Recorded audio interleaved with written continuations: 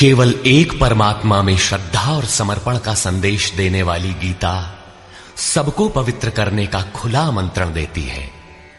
सृष्टि में कहीं भी रहने वाले अमीर अथवा गरीब, कुलीन तथा आदिवासी, पुण्यात्मा और पापी, स्त्री और पुरुष, सदाचारी एवं अत्यंत दुराचारी, सबका इसमें प्रवेश है। विशेषकर गीता पापियों के ही उद्धार का सुगम पथ बताती है।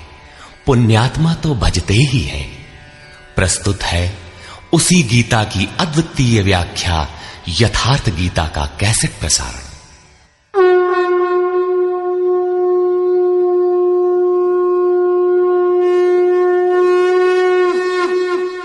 ओम श्री परमात्मने नमः। यथार्थ गीता, श्रीमद् भगवत गीता, अथ द्वितीयो अध्यायः। प्रथम अध्याय गीता की प्रवेशिका है, जिसमें आरंभ में पथिक को प्रतीत होने वाली उलझनों का चित्रण है। लड़ने वाले संपूर्ण कौरव पांडव थे, किंतु संशय का पात्र मात्र अर्जुन है। अनुराग ही अर्जुन है। इष्ट के अनुरूप राग ही पथिक को क्षेत्र क्षेत्रज्ञ के संघर्ष के लिए प्रेरित करता है। अनुराग आरंभिक स्तर है। पूज्य महाराज जी कहते थे, सदगृहस्थ आश्रम में रहते हुए ग्लानि होने लगे, अश्रुपात होता हो, कंठ अवरुद्ध होता हो, तो समझना कि यहीं से भजन आरंभ हो गया। अनुराग में ये सब कुछ आ जाता है। उसमें धर्म, नियम, सत्संग, भाव सभी विद्यमान होंगे। अनुराग के प्रथम चरण में पारिवारिक मोह बाधक बनता है। पहले सभी चाहते हैं कि हम उस परम सत्य को प्राप्त कर लें, किंतु आगे बढ़ने पर वो देखता है कि इन मधुर संबंधों का उच्छेद करना होगा। तब हताश हो जाता है। वो पहले से जो कुछ धर्म कर्म मानकर करता था, उतने में ही संतोष करने लगता है। अपने मोह की पुष्टि के लिए वो प्रचलित रूढ़ियों का प्रमाण भी प्रस्तुत करता है, जैसा अर्जुन ने किया कि कुल धर्म सनातन है। युद्ध से सनातन धर्म का लोप होगा, कुल क्षय होगा, स्वैराचार फैलेगा। ये अर्जुन का उत्तर नहीं था, बल्कि सद्गुरु के सान्निध्य से पूर्व की अपनाई गई एक कुरीति मात्र थी। इन्हीं कुरीतियों में फंसकर मनुष्य पृथक पृथक धर्म, अनेक संप्रदाय, छोटे बड़े गुट और असंख्य जातियों की रचना कर लेता है। कोई नाक दबाता है, कोई कान फाड़ता है।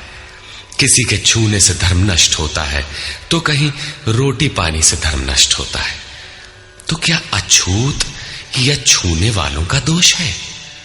कदापि नहीं। दोष हमारे भ्रमदाताओं का है। धर्म के नाम पर हम कुरीति के शिकार हैं, इसलिए दोष हमारा है। महात्मा बुद्ध के समय में केश कंबल एक संप्रदाय था, जिसमें केश को बढ़ाकर कंबल की तरह प्रयोग करने को पूर्णता का मानदंड माना जाता था। कोई गोव्रतिक गाय की भांति रहने वाला था, तो कोई कुक्कुरव्रतिक कुत्ते की तरह खाने पीने रहने वाला था। ब्रह्म विद्या का इनसे कोई संबंध नहीं है। संप्रदाय और कुरीतियां पहले भी थीं, आज भी हैं। ठीक इसी प्रकार कृष्ण काल में भी संप्रदाय थे, कुरीतियां थीं। उनमें से एकाध कुरीति का शिकार अर्जुन भी था। उसने 4 तर्क प्रस्तुत किए। 1, ऐसे युद्ध से सनातन धर्म नष्ट हो जाएगा। 2, वर्ण संकर पैदा होगा। 3, पिंडोदक क्रिया लोप होगी। और 4, हम लोग कुलक्षय द्वारा महान पाप करने को उद्यत हुए हैं। इस पर योगेश्वर श्री कृष्ण ने कहा, संजय उवाच।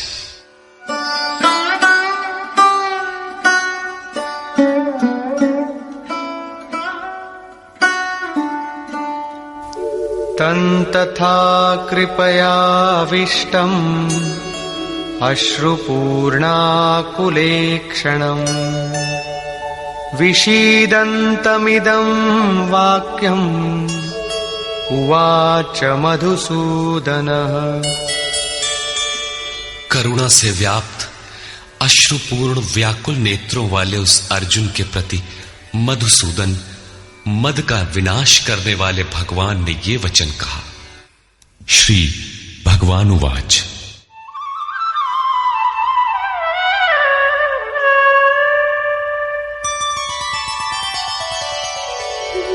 कुतस्त्वाकश्मलमिदं विषमे समुपस्थितम् अनार्यजुष्टमस्वर्ग्यम् अकीर्तिकरमर्जुन। अर्जुन, इस विषम स्थल में तुझे ये अज्ञान कहां से हो गया? विषम स्थल अर्थात जिसकी समता का सृष्टि में कोई स्थल है ही नहीं, पारलौकिक है लक्ष्य जिसका, उस निर्विवाद स्थल पर तुझे अज्ञान कहां से हुआ? अज्ञान क्यों? अर्जुन तो सनातन धर्म की रक्षा के लिए कटिबद्ध है। क्या सनातन धर्म की रक्षा के लिए प्राणपण से तत्पर होना अज्ञान है? श्री कृष्ण कहते हैं, हां, ये अज्ञान है।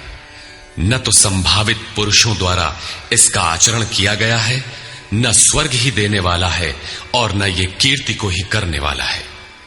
सन्मार्ग पर जो दृढ़तापूर्वक आरूढ़ है उसे आर्य कहते हैं। परिवार के लिए मरना मिटना यदि अज्ञान न होता तो महापुरुष उस पर अवश्य चले होते। यदि कुल धर्म ही सत्य होता तो स्वर्ग और कल्याण की निःश्रेणी अवश्य बनता। ये कीर्तिदायक भी नहीं है। मीरा भजन करने लगी तो लोग कहें मीरा भई बावरी, सास कहे कुल नाशी रे। जिस परिवार, कुल और मर्यादा के लिए मीरा की सास बिलख रही थी, आज उस कुलवंती सास को कोई नहीं जानता। मीरा को विश्व जानता है। ठीक इसी प्रकार परिवार के लिए जो परेशान हैं, उनकी भी कीर्ति कब तक रहेगी? जिसमें कीर्ति नहीं, कल्याण नहीं, श्रेष्ठ पुरुषों ने भूल कर भी जिसका आचरण नहीं किया, तो सिद्ध है कि वो अज्ञान है। अतः क्लैब्यमास्मगमः पार्थ नैतत्त्वय्युपपद्यते क्षुद्रं हृदय दौर्बल्यं त्यक्त्वोत्तिष्ठ परन्तप। अर्जुन, नपुंसकता को मत प्राप्त हो। क्या अर्जुन नपुंसक था? क्या आप पुरुष हैं? नपुंसक वो है जो पौरुष से हीन हो। सब अपनी समझ से पुरुषार्थ ही तो करते हैं। किसान रात दिन खून पसीना एक करके खेत में पुरुषार्थ ही तो करता है। कोई व्यापार में पुरुषार्थ समझता है तो कोई पद का दुरुपयोग करके पुरुषार्थी बनता है। जीवन भर पुरुषार्थ करने पर भी खाली हाथ जाना पड़ता है। स्पष्ट है कि यह पुरुषार्थ नहीं है। शुद्ध पुरुषार्थ है आत्मदर्शन। गार्गी ने याज्ञवल्क्य से कहा, नपुंसक पुमान ज्ञेयो यो न वेत्ति हृदि स्थितम पुरुषम स्वप्रकाशम तस्मानंदात्मानमव्ययम्। वो पुरुष होते हुए भी नपुंसक है जो हृदयस्थ आत्मा को नहीं पहचानता। वो आत्मा ही पुरुष स्वरूप, स्वयं प्रकाश, उत्तम आनंद युक्त और अव्यक्त है। उसे पाने का प्रयास ही पौरुष है। अर्जुन, तू नपुंसकता को न प्राप्त हो, ये तेरे योग्य नहीं है। हे परम तप, हृदय की इस क्षुद्र दुर्बलता को त्याग कर युद्ध के लिए खड़ा हो। इस पर अर्जुन ने तीसरा प्रश्न प्रस्तुत किया। अर्जुन उवाच।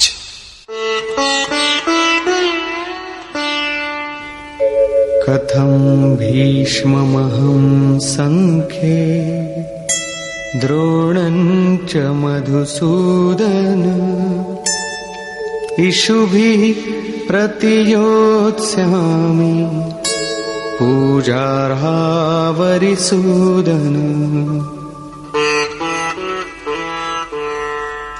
अहंकार का शमन करने वाले मधुसूदन, मैं रणभूमि में पितामह भीष्म और आचार्य द्रोण से किस प्रकार बाणों से युद्ध करूंगा, क्योंकि अरिसूदन वे दोनों ही पूजनीय हैं। द्वैत ही द्रोण है। प्रभु अलग हैं, हम अलग हैं। द्वैत का ये भान ही प्राप्ति की प्रेरणा का आरंभिक स्रोत है। यही द्रोणाचार्य का गुरुत्व है।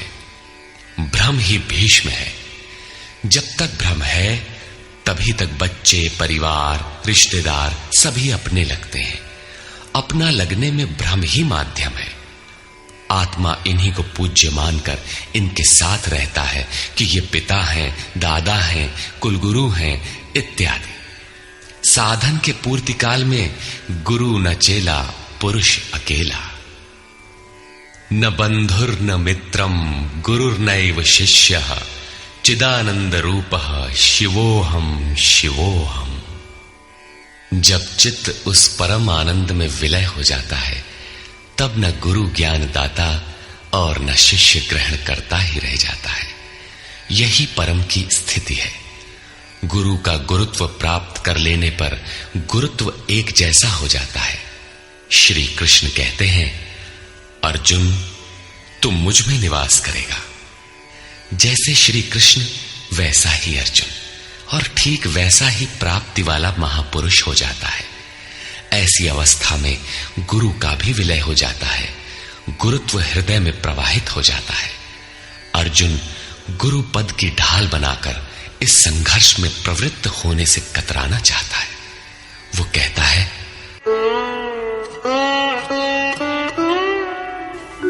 गुरून् हत्वा हि महानुभावान् श्रेयो भोक्तुं भैक्षमपीह लोके हत्वार्थकामास्तु गुरूनिहैव भुञ्जीय भोगान् रुधिरप्रदिग्धान्। इन महानुभाव गुरुजनों को न मारकर मैं इस लोक में भिक्षा का अन्न भी श्रेयस्कर समझता हूं। यहां भिक्षा का अर्थ उदर पोषण के लिए भीख मांगना नहीं, बल्कि सत्पुरुषों की टूटी फूटी सेवा द्वारा उनसे कल्याण की याचना ही भिक्षा है। अन्नम ब्रह्मेति व्यजानात्। अन्न एकमात्र परमात्मा है, जिसे प्राप्त करके आत्मा सदा के लिए तृप्त हो जाता है, कभी अतृप्त नहीं रहता। हम महापुरुषों की सेवा और याचना द्वारा शनैः शनैः ब्रह्म पीयूष प्राप्त करें, किंतु ये परिवार न छूटे। यही अर्जुन के भिक्षान्न की कामना है। संसार में अधिकांश लोग ऐसा ही करते हैं। वे चाहते हैं कि पारिवारिक स्नेह संबंध न मारना पड़े और मुक्ति भी शनैः शनैः मिल जाए, किंतु चलने वाले पथिक के लिए, जिसके संस्कार इनसे ऊपर हैं, जिसमें संघर्ष की क्षमता है, स्वभाव में क्षत्रियत्व प्रवाहित है, उसके लिए इस भिक्षान्न का विधान नहीं है। स्वयं न करके याचना करना भिक्षान्न है। गौतम बुद्ध ने भी मध्यम निकाय के धम्म दायाद सुत्त में इस भिक्षान्न की आमिष दायाद कहकर उसे हेय माना है, जबकि शरीर यापन से सभी भिक्षु थे। इन गुरुजनों को मारकर मिलेगा क्या? इस लोक में रुधिर से सने अर्थ और काम के भोग ही तो भोगने को मिलेंगे। अर्जुन कदाचित सोचता था कि भजन से भौतिक सुखों की मात्रा में अभिवृद्धि होगी। इतना संघर्ष झेलने के बाद भी इस शरीर के पोषक अर्थ और काम के भोग ही तो मिलेंगे। वो पुनः तर्क देता है,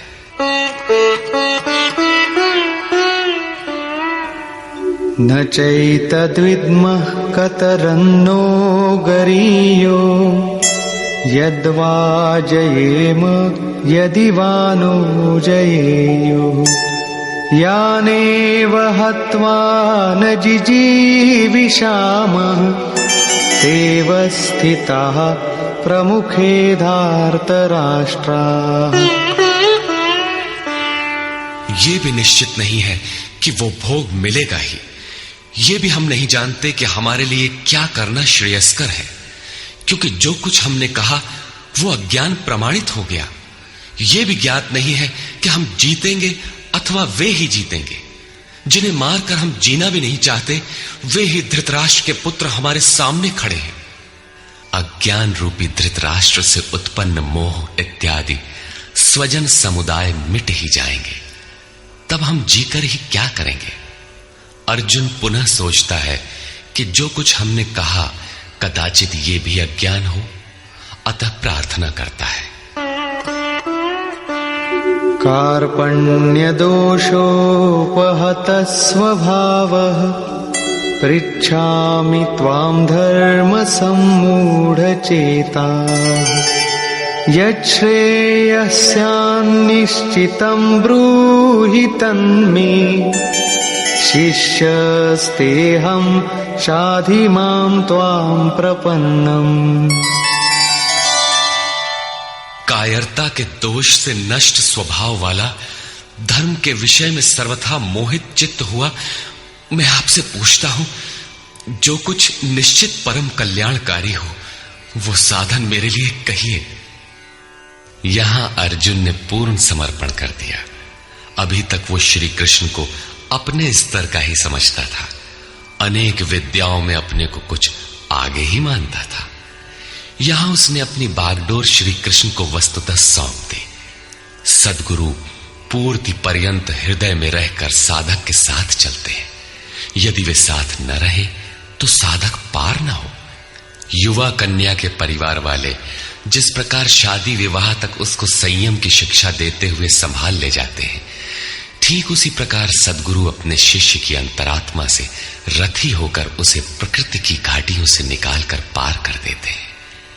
अर्जुन निवेदन करता है कि भगवान, एक बात और है। नहि प्रपश्यामि ममापनुद्यात् यच्छोकमुच्छोषणमिन्द्रियाणाम् अवाप्य भूमावसपत्नमृद्धम् राज्यं सुराणामपि चाधिपत्यम्। भूमि पर निष्कंटक धन धान्य संपन्न राज्य को और देवताओं के स्वामीपन इंद्र पद को पाकर भी मैं उस उपाय को नहीं देखता जो मेरी इंद्रियों को सुखाने वाले शोक को दूर कर सके। जब शोक बना ही है तो ये सब लेकर ही मैं क्या करूंगा। यदि इतना ही मिलना है तो क्षमा करे। अर्जुन ने सोचा, अब इसके आगे बतावेंगे भी क्या। संजय उवाच। एवमुक्त्वा ऋषिकेशं गुडाकेशः परन्तप न योत्स्यैति गोविन्दम् उक्त्वा तूष्णीं बभूवः। संजय बोला, हे राजन, मोह निशाजयी अर्जुन ने हृदय के सर्वज्ञ श्री कृष्ण से ये कहकर कि गोविंद मैं युद्ध नहीं करूंगा, चुप हो गया। अभी तक अर्जुन की दृष्टि पौराणिक है, जिसमें कर्म कांडों के साथ भोगों की उपलब्धि का विधान है, जिसमें स्वर्ग ही सब कुछ माना जाता है, जिस पर श्री कृष्ण प्रकाश डालेंगे कि ये विचारधारा भी गलत है। तमुवाच ऋषिकेशः प्रहसन्निव भारत सेनयोरुभयोर्मध्ये विषीदन्तमिदं वचः। उसके उपरांत हे भरतवंशी धृतराष्ट्र, अंतर्यामी योगेश्वर श्री कृष्ण ने दोनों सेनाओं के बीच में उस शोक युक्त अर्जुन को हंसते हुए से ये वचन कहा। श्री भगवान उवाच।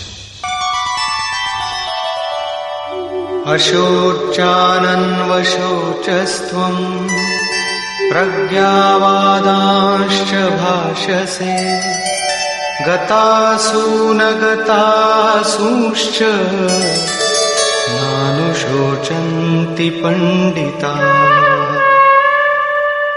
अर्जुन, तू न शोक करने योग्यों के लिए शोक करता है और पंडितों के से वचन कहता है, किंतु बुद्धि संपन्न पंडित जन जिनके प्राण चले गए हैं उनके लिए तथा जिनके प्राण नहीं गए हैं उनके लिए भी शोक नहीं करते। तू पंडितों जैसी बातें भर करता है, वस्तुतः ज्ञाता है नहीं, क्योंकि न त्वेवाहं जातु नासं न त्वन्नेमे जनाधिपाः न चैव न भविष्यामः सर्वे वयमतः परम्। न तो ऐसा ही है कि मैं अर्थात सद्गुरु किसी काल में नहीं था, अथवा तू अनुरागी, अधिकारी अथवा जनाधिपाह राजा लोग अर्थात राजसी वृत्ति में पाए जाने वाला अहम नहीं था, और न ऐसा ही है कि आगे हम सब नहीं रहेंगे। सद्गुरु सदैव रहता है, अनुरागी सदैव रहते हैं। यहां योगेश्वर ने योग की अनादिता पर प्रकाश डालते हुए भविष्य में भी उसकी विद्यमानता पर बल दिया। मरने वालों के लिए शोक न करने के लिए कारण बताते हुए उन्होंने कहा, देहिनोऽस्मिन् यथा देहे कौमारं यौवनं जरा तथा देहांतर प्राप्तिः धीरस्तत्र न मुह्यति। जैसे जीवात्मा की इस देह में कुमार, युवा और वृद्ध अवस्था होती है, वैसे ही अन्य अन्य शरीर प्राप्ति। इसलिए धीर पुरुष मोहित नहीं होता है। कभी आप बालक थे, शनैः शनैः युवा हुए, तब आप मर तो नहीं गए, पुनः वृद्ध हुए, पुरुष एक ही है। उसी प्रकार लेश मात्र भी दरार नए देह की प्राप्ति पर नहीं पड़ती। कलेवर का यह परिवर्तन तब तक चलेगा जब तक परिवर्तन से परे वस्तु नहीं मिल जाती। मात्रा स्पर्शास्तु कौन्तेय शीतोष्ण सुख दुःखदाः आगमापायिनो नित्याः तां स्थितिक्षस्व भारत। हे कुंती पुत्र, सुख दुख, सर्दी और गर्मी को देने वाले इंद्रियों और विषयों के संयोग तो अनित्य हैं, क्षण भंगुर हैं। अतः भरतवंशी अर्जुन, तू इसका त्याग कर। अर्जुन इंद्रिय और विषय के संयोग जन्य सुख का स्मरण करके ही विकल था। कुल धर्म, कुल गुरुओं की पूज्यता इत्यादि इंद्रियों के लगाव के अंतर्गत है। ये क्षणिक हैं, झूठे हैं, नाशवान हैं। विषयों का संयोग न सदैव मिलेगा और न सदैव इंद्रियों में क्षमता ही रहेगी। अतः अर्जुन, तू इनका त्याग कर, सहन कर। क्यों? क्या हिमालय की लड़ाई थी जो अर्जुन सर्दी सहन करता? अथवा क्या ये रेगिस्तान की लड़ाई है जहां अर्जुन गर्मी सहन करे? कुरुक्षेत्र जैसा कि लोग बाहर बताते हैं समशीतोष्ण स्थली है। कुल 18 दिन तो लड़ाई हुई, इतने में कहां जाड़ा गर्मी बीत गई। वस्तुतः सर्दी गर्मी, दुख सुख, मान अपमान का सहन करना एक योगी पर निर्भर करता है। यह हृदय देश की लड़ाई का चित्रण है। बाहर युद्ध के लिए गीता नहीं कहती।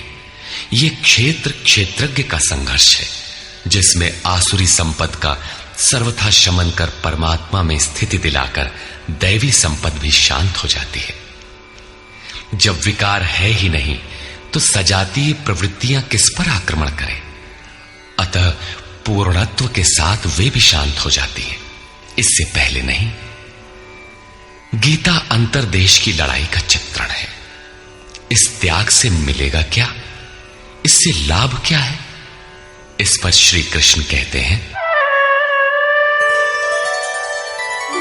यम हि न व्यथयन्त्येते पुरुषं पुरुषर्षभ समदुःख सुखं धीरं सोमृतत्वाय कल्पते।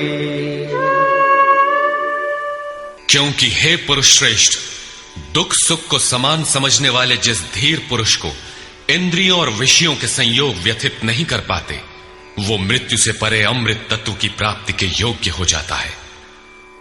यहां श्री कृष्ण ने एक उपलब्धि अमृत की चर्चा की।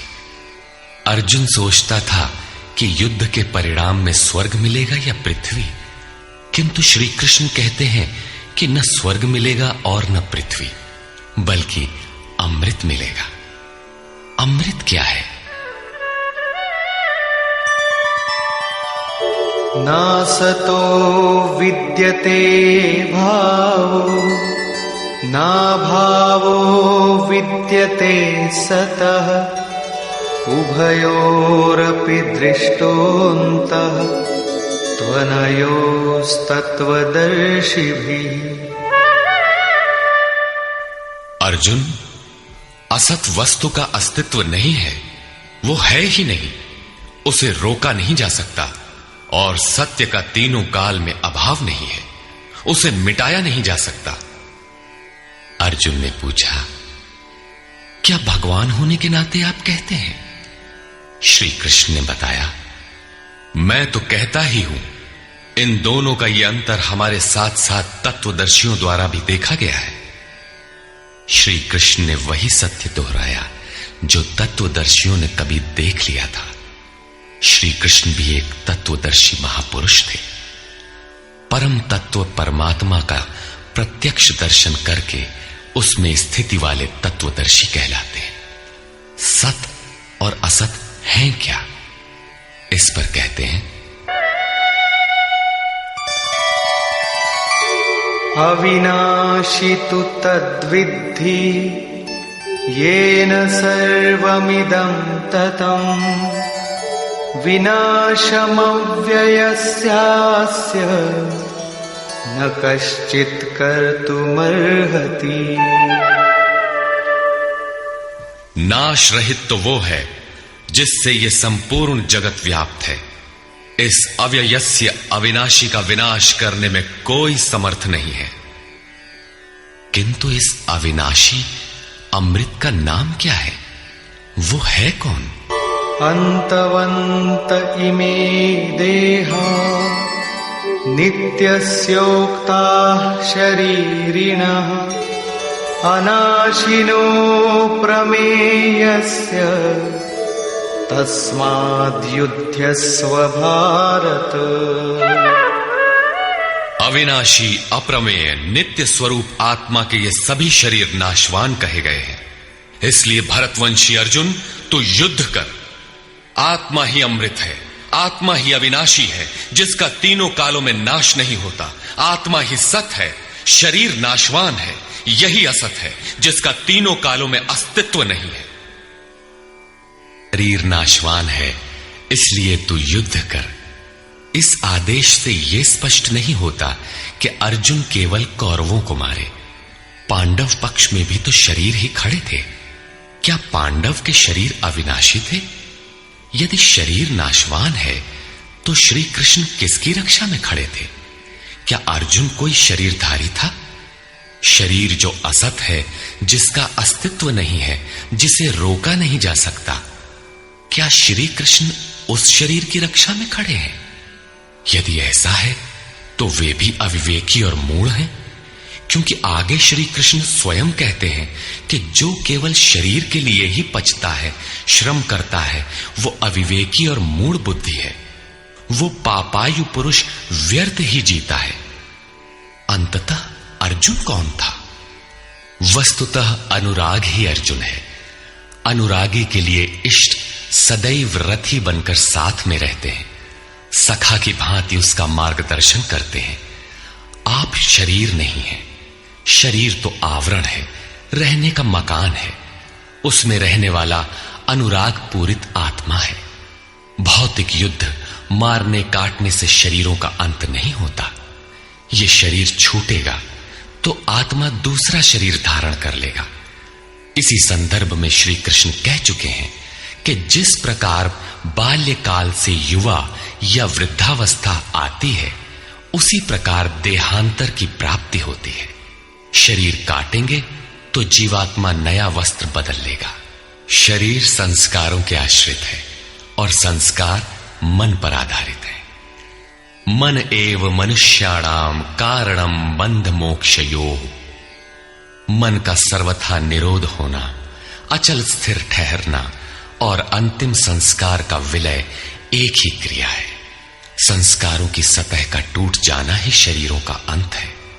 इसे तोड़ने के लिए आपको आराधना करनी होगी, जिसे श्री कृष्ण ने कर्म या निष्काम कर्मयोग की संज्ञा दी है। कृष्ण ने स्थान स्थान पर अर्जुन को युद्ध की प्रेरणा दी, किंतु एक भी श्लोक ऐसा नहीं है जो भौतिक युद्ध या मारकाट का समर्थन करता हो। यह युद्ध सजातीय विजातीय प्रवृत्तियों का है, अंतर्देश में है।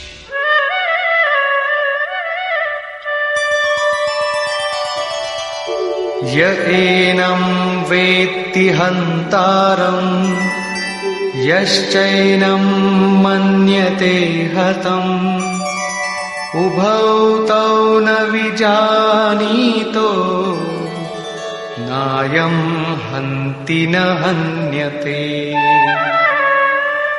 जो इस आत्मा को मारने वाला मानता है तथा जो इस आत्मा को मरा हुआ समझता है, वे दोनों ही आत्मा को नहीं जानते, क्योंकि ये आत्मा न तो मारता है और न मारा ही जाता है। पुनः इसी पर बल देते हैं। न जायते म्रियते वा कदाचित् नायं भूत्वा भविता वा न भूयः अजो नित्यः शाश्वतोऽयं पुराणो न हन्यते हन्यमाने शरीरे। ये आत्मा किसी काल में न तो जन्मता है और न मरता है, क्योंकि ये वस्त्र ही तो बदलता है। न ये आत्मा होकर अन्य कुछ होने वाला है, क्योंकि यह अजन्मा है, नित्य है, शाश्वत और पुरातन है। शरीर के नाश होने पर भी उसका नाश नहीं होता। आत्मा ही सत्य है, आत्मा ही पुरातन है, आत्मा ही शाश्वत और सनातन है। आप कौन है? सनातन धर्म के अनुयायी। सनातन कौन है? आत्मा। आप आत्मा के अनुयायी हैं। आत्मा, परमात्मा और ब्रह्म एक दूसरे के पर्याय हैं। आप कौन है? शाश्वत धर्म के उपासक। शाश्वत कौन है? आत्मा। अर्थात हम आप आत्मा के उपासक हैं। यदि आप आत्मिक पथ को नहीं जानते तो आपके पास शाश्वत सनातन नाम की कोई वस्तु नहीं है। उसके लिए आप आहें भरते हैं तो प्रत्याशी अवश्य है, किंतु सनातन धर्मी नहीं है। सनातन धर्म के नाम पर किसी कुरीति के शिकार हैं। देश विदेश में मानव मात्र में आत्मा एक ही जैसा है। इसलिए विश्व में कहीं भी कोई आत्मा की स्थिति दिलाने वाली क्रिया जानता है और उस पर चलने के लिए प्रयत्नशील है तो वो सनातन धर्मी है, चाहे वो अपने को ईसाई, मुसलमान, यहूदी या कुछ भी क्यों न कह ले। वेदा विनाशिनं नित्यं य एनमजमव्ययम् कथं स पुरुषः पार्थ कं घातयति हन्तिकम्। पार्थिव शरीर को रथ बनाकर ब्रह्म रूपी लक्ष्य पर अचूक निशाना लगाने वाला पृथा पुत्र अर्जुन, जो पुरुष इस आत्मा को नाश रहित, नित्य, अजन्मा और अव्यक्त जानता है, वो पुरुष कैसे किसी को मरवाता है और कैसे किसी को मारता है। अविनाशी का विनाश असंभव है, अजन्मा जन्म नहीं लेता, अतः शरीर के लिए शोक नहीं करना चाहिए। इसी को उदाहरण से स्पष्ट करते हैं।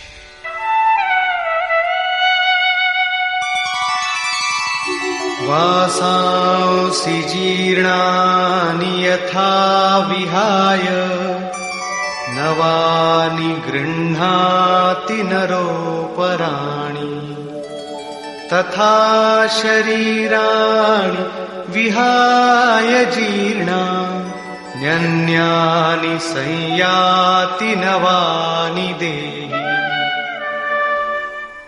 जैसे मनुष्य जीर्णानि वासांसि, जीर्ण शीर्ण पुराने वस्त्रों को त्याग कर नए वस्त्रों को ग्रहण करता है, ठीक वैसे ही ये जीवात्मा पुराने शरीरों को त्याग कर दूसरे नए शरीरों को धारण करता है। जीर्ण होने पर ही नया शरीर धारण करना है तो शिशु क्यों मर जाते हैं? ये वस्त्र तो और विकसित होना चाहिए। वस्तुतः ये शरीर संस्कारों पर आधारित है। जब संस्कार जीर्ण होते हैं तो शरीर छूट जाता है। यदि संस्कार 2 दिन का है तो दूसरे दिन ही शरीर जीर्ण हो गया। इसके बाद मनुष्य एक श्वास भी अधिक नहीं जीता। संस्कार ही शरीर है। आत्मा संस्कारों के अनुसार नया शरीर धारण कर लेता है। अथा खलु ऋतुमयः पुरुषः यथा इहैव तथैव प्रेत्य भवति कृतं लोकम पुरुषोऽभिजायते। अर्थात ये पुरुष निश्चय ही संकल्पमय है। इस लोक में पुरुष जैसा निश्चय वाला होता है वैसा ही यहां से मरकर जाने पर होता है। अपने संकल्प से बनाए हुए शरीरों में पुरुष उत्पन्न होता है। इस प्रकार मृत्यु शरीर का परिवर्तन मात्र है, आत्मा नहीं मरता। पुनः इसकी अजरता अमरता पर बल देते हैं। नैनं छिन्दन्ति शस्त्राणि नैनं दहति पावकः न चैनं क्लेदयन्त्यापो न शोषयति मारुतः। अर्जुन, इस आत्मा को शस्त्रादि नहीं काटते, अग्नि इसे जला नहीं सकता, जल इसे गीला नहीं कर सकता और न वायु इसे सुखा ही सकता है। अच्छेद्योऽयमदाह्योऽयम् अक्लेद्यो शोष्य एव च नित्यः सर्वगतः स्थाणुः अचलोऽयं सनातनः। ये आत्मा अच्छेद्य है, इसे छेदा नहीं जा सकता। ये अदाह्य है, इसे जलाया नहीं जा सकता। ये अक्लेद्य है, इसे गीला नहीं किया जा सकता। आकाश इसे अपने में समाहित नहीं कर सकता। ये आत्मा निसंदेह अशोष्य, सर्वव्यापक, अचल, स्थिर रहने वाला और सनातन है। अर्जुन ने कहा था कि कुल धर्म सनातन है। ऐसा युद्ध करने से सनातन धर्म नष्ट हो जाएगा, किंतु श्री कृष्ण ने इसे अज्ञान माना और आत्मा को ही सनातन बताया। आप कौन हैं? सनातन धर्म के अनुयायी। सनातन कौन है? आत्मा। यदि आप आत्मा पर्यंत दूरी तय करने वाली विधि विशेष से अवगत नहीं हैं, तो आप सनातन धर्म नहीं जानते। इसका कुपरिणाम सांप्रदायिकता में फंसे धर्म भीरू लोगों को भोगना पड़ रहा है। जब मैटर क्षेत्र में पैदा होने वाली कोई वस्तु इस सनातन का स्पर्श नहीं कर सकती, तो छूने खाने से सनातन धर्म नष्ट कैसे हो सकता है? यह धर्म नहीं, एक कुरीति परिस्थिति थी जिससे भारत में सांप्रदायिक वैमनस्य बढ़ा और राष्ट्रीय एकता की आज भी समस्या बनी हुई है। धर्म की शरण हम क्यों जाते हैं?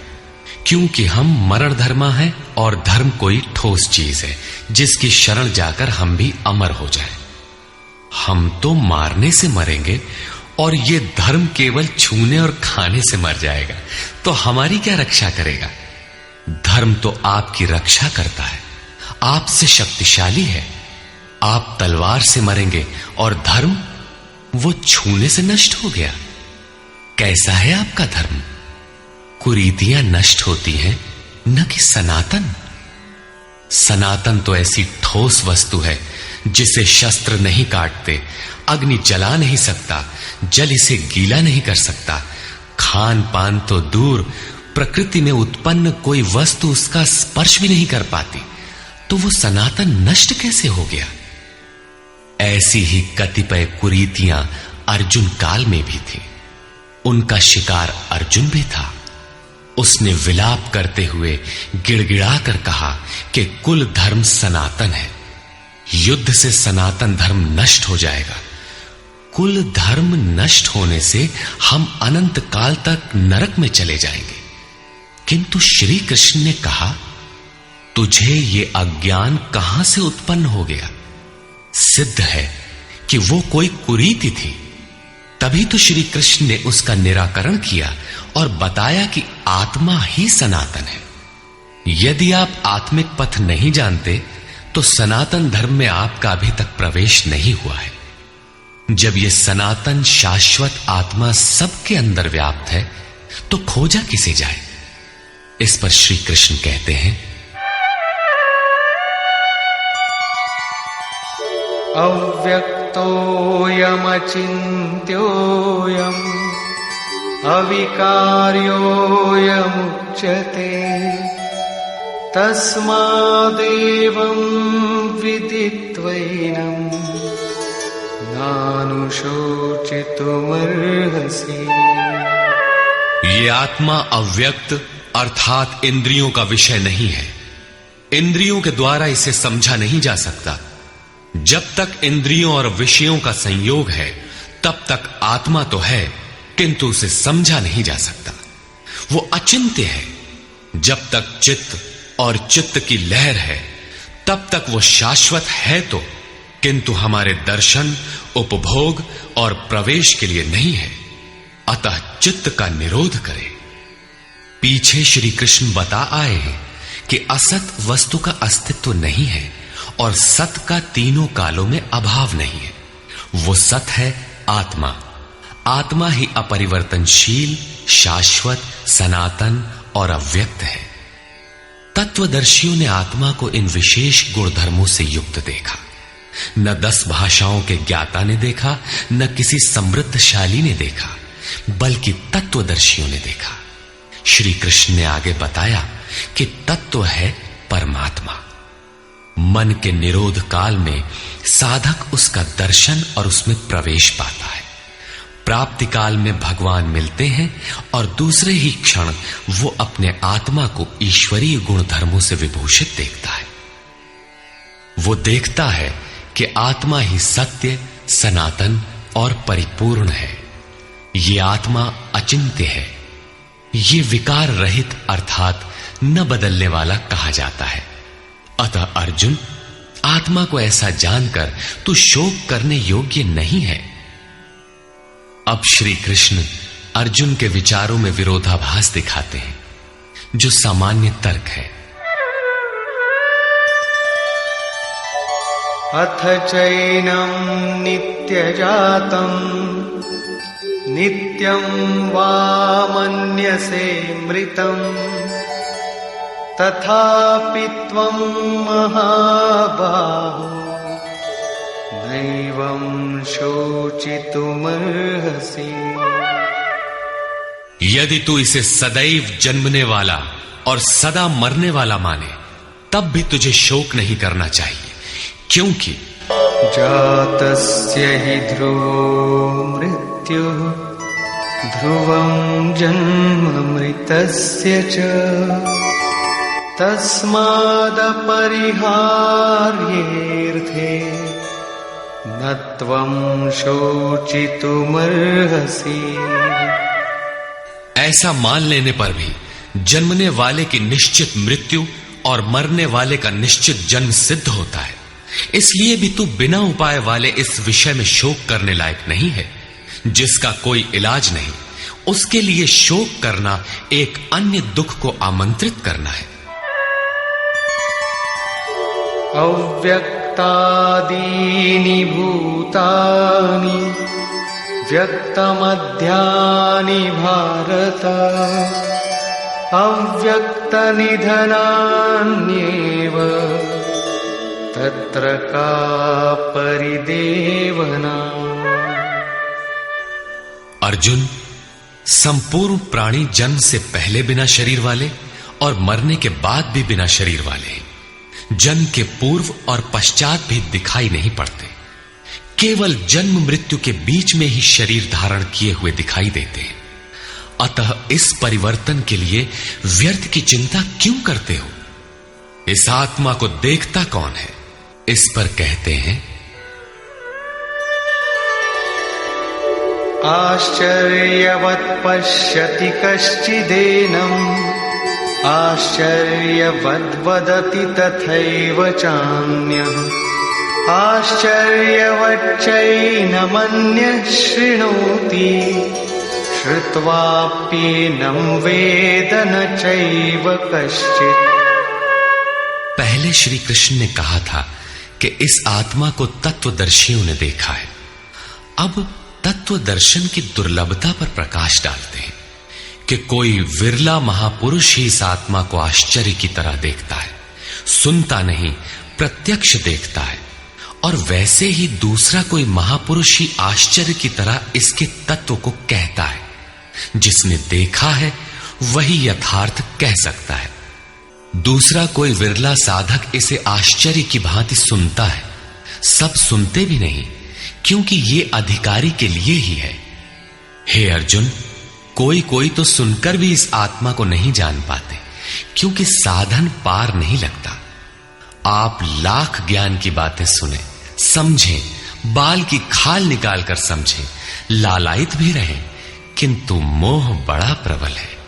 थोड़ी देर बाद ही आप अपनी सांसारिक व्यवस्थाओं में लिप्त मिलेंगे। अंत में श्री कृष्ण निर्णय देते हैं, देहि नित्यमवध्योऽयम् देहे सर्वस्य भारत तस्मात् सर्वाणि भूतानि न त्वं शोचितुमर्हसि। अर्जुन, ये आत्मा सबके शरीर में सदैव अवध्य है, अकाट्य है। इसलिए संपूर्ण भूत प्राणियों के लिए तो शोक करने योग्य नहीं है। आत्मा ही सनातन है। इस तथ्य का प्रतिपादन करके, इसका प्रभुता सहित वर्णन करके यह प्रश्न यहीं पूरा हो जाता है। अब प्रश्न खड़ा होता है कि इसकी प्राप्ति कैसे हो। संपूर्ण गीता में इसके लिए दो ही मार्ग हैं। पहला निष्काम कर्म योग और दूसरा ज्ञान योग। दोनों मार्गों में किया जाने वाला कर्म एक ही है। उस कर्म की अनिवार्यता पर बल देते हुए योगेश्वर श्री कृष्ण ज्ञान योग के विषय में कहते हैं, स्वधर्ममपि चावेक्ष न विकम्पितुमर्हसि धर्म्याद्धियुद्धा श्रेयोऽन्यत् क्षत्रियस्य न विद्यते। अर्जुन, स्वधर्म देखकर भी तू भय करने योग्य नहीं है, क्योंकि धर्म संयुक्त युद्ध से बढ़कर अन्य कोई परम कल्याणकारी मार्ग क्षत्रिय के लिए नहीं है। अभी तक तो आत्मा शाश्वत है, आत्मा सनातन है, वही एकमात्र धर्म है कहा गया है। अब ये स्वधर्म कैसा? धर्म तो एकमात्र आत्मा ही है, वो तो अचल स्थिर है, तो धर्माचरण क्या? किंतु इस आत्म पथ में प्रवृत्त होने की क्षमता हर व्यक्ति की अलग अलग होती है। स्वभाव से उत्पन्न इस क्षमता को स्वधर्म कहा गया है। इसी एक सनातन आत्मिक पथ पर चलने वाले साधकों को महापुरुष ने स्वभाव से उनकी क्षमता के अनुसार 4 श्रेणियों में बांटा: शूद्र, वैश्य, क्षत्रिय और ब्राह्मण। साधना की प्रारंभिक अवस्था में प्रत्येक साधक शूद्र अर्थात अल्पज्ञ होता है। घंटों भजन में बैठने पर वो 10 मिनट भी अपने पक्ष में नहीं पाता। वो प्रकृति के माया जाल को काट नहीं पाता। इस अवस्था में महापुरुष की सेवा से उसके स्वभाव में सद्गुण आते हैं। वो वैश्य श्रेणी का साधक बन जाता है। आत्मिक संपत्ति ही स्थिर संपत्ति है। इसका वो शनैः शनैः संग्रह और गोपालन अर्थात इंद्रियों की सुरक्षा करने में सक्षम हो जाता है। काम, क्रोध इत्यादि से इंद्रियों की हिंसा होती है तथा विवेक, वैराग्य से इनकी सुरक्षा होती है, किंतु प्रकृति को निर्बीज करने की क्षमता उसमें नहीं होती। क्रमशः उन्नति करते करते साधक के अंतःकरण में तीनों गुणों को काटने की क्षमता अर्थात क्षत्रियत्व आ जाता है। इसी स्तर पर प्रकृति और उसके विकारों को नाश करने की क्षमता आ जाती है। इसलिए युद्ध यहीं से आरंभ होता है। क्रमशः साधन करके साधक ब्राह्मणत्व की श्रेणी में बदल जाता है। इस समय मन का शमन, इंद्रियों का दमन, धारावाही चिंतन, सरलता, अनुभव, ज्ञान इत्यादि लक्षण साधक में स्वाभाविक प्रवाहित होते हैं। इन्हीं के अनुष्ठान से चलकर क्रमशः वो ब्रह्म में प्रवेश पा जाता है, जहां वो ब्राह्मण भी नहीं रह जाता। विदेह राजा जनक की सभा में महर्षि याज्ञवल्क्य ने चाक्रायण, उशस्ति, कहोल, आरुणि, उद्यालक और गार्गी के प्रश्नों का समाधान करते हुए बताया कि आत्म साक्षात्कार का पूर्णतया संपादन करने वाला ही ब्राह्मण होता है। ये आत्मा ही लोक, परलोक और समस्त प्राणियों को भीतर से नियमित करता है। सूर्य, चंद्रमा, पृथ्वी, जल, वायु, अग्नि, तारागण, अंतरिक्ष, आकाश एवं प्रत्येक क्षण इस आत्मा के ही प्रशासन में है। ये तुम्हारा आत्मा अंतर्यामी अमृत है। आत्मा अक्षर है, इससे भिन्न सब नाशवान है। जो कोई इसी लोक में इस अक्षर को न जानकर हवन करता है, तप करता है, हजारों वर्षों तक यज्ञ करता है, उसका ये सब कर्म नाशवान है।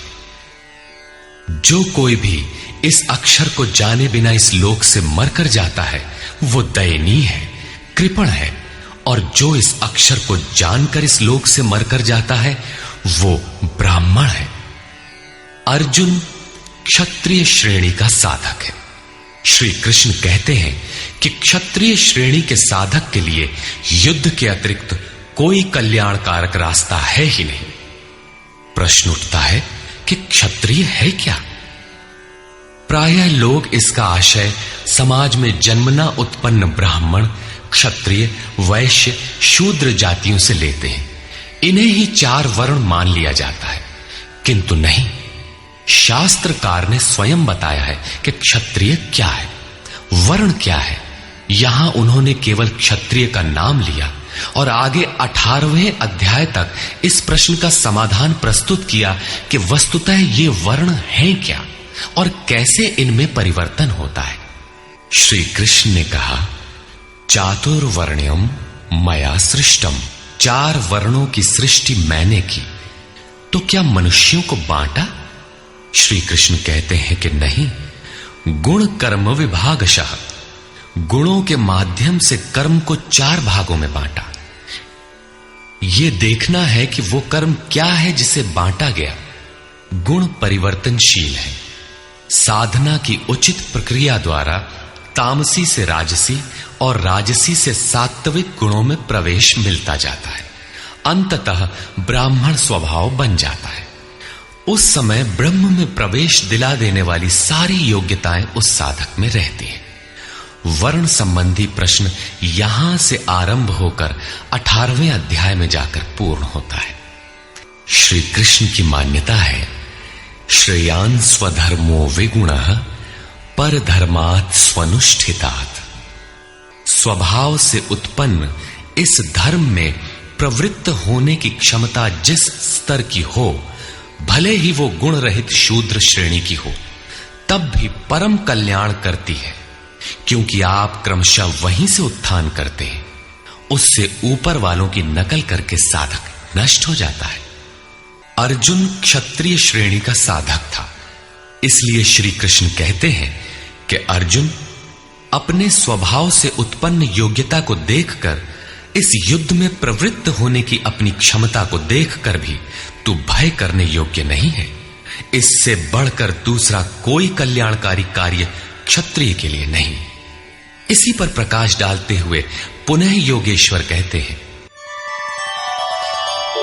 यदृच्छया चोपपन्नम् स्वर्गद्वारमपावृतम् सुखिनः क्षत्रियाः पार्थ लभन्ते युद्धमीदृशम्। पार्थिव शरीर को ही रथ बनाकर अचूक लक्ष्य वेदी अर्जुन, स्वतः प्राप्त स्वर्ग के खुले हुए द्वार रूपी इस युद्ध को भाग्यवान क्षत्रिय ही प्राप्त करते हैं। क्षत्रिय श्रेणी के साधक में तीनों गुणों को काट देने की क्षमता रहती है। उसके लिए स्वर्ग का द्वार खुला है, क्योंकि उसमें दैवी संपद पूर्णता अर्जित रहती है। स्वर्ग में विचरने की उसमें क्षमता रहती है। यही खुला हुआ स्वर्ग का द्वार है। क्षेत्र क्षेत्रज्ञ के इस युद्ध को भाग्यवान क्षत्रिय ही पाते हैं, क्योंकि उनमें ही संघर्ष की क्षमता है। दुनिया में लड़ाइयां होती हैं, विश्व सिमट कर लड़ता है, प्रत्येक जाति लड़ती है, किंतु शाश्वत विजय जीतने वाले को भी नहीं मिलती। ये तो बदले हैं।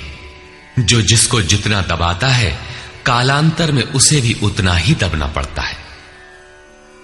ये कैसी विजय है जिसमें इंद्रियों को सुखाने वाला शोक बना ही रहता है, अंत में शरीर भी नष्ट हो जाता है। वास्तविक संघर्ष तो क्षेत्र और क्षेत्रज्ञ का है, जिसमें एक बार विजय हो जाने पर प्रकृति का सदा के लिए निरोध और परम पुरुष परमात्मा की प्राप्ति हो जाती है।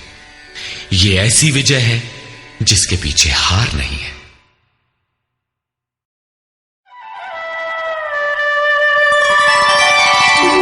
अथ चेत्त्वमिमं धर्म्यं संग्रामं न करिष्यसि ततः स्वधर्मं कीर्तिं च हित्वा पापमवाप्स्यसि।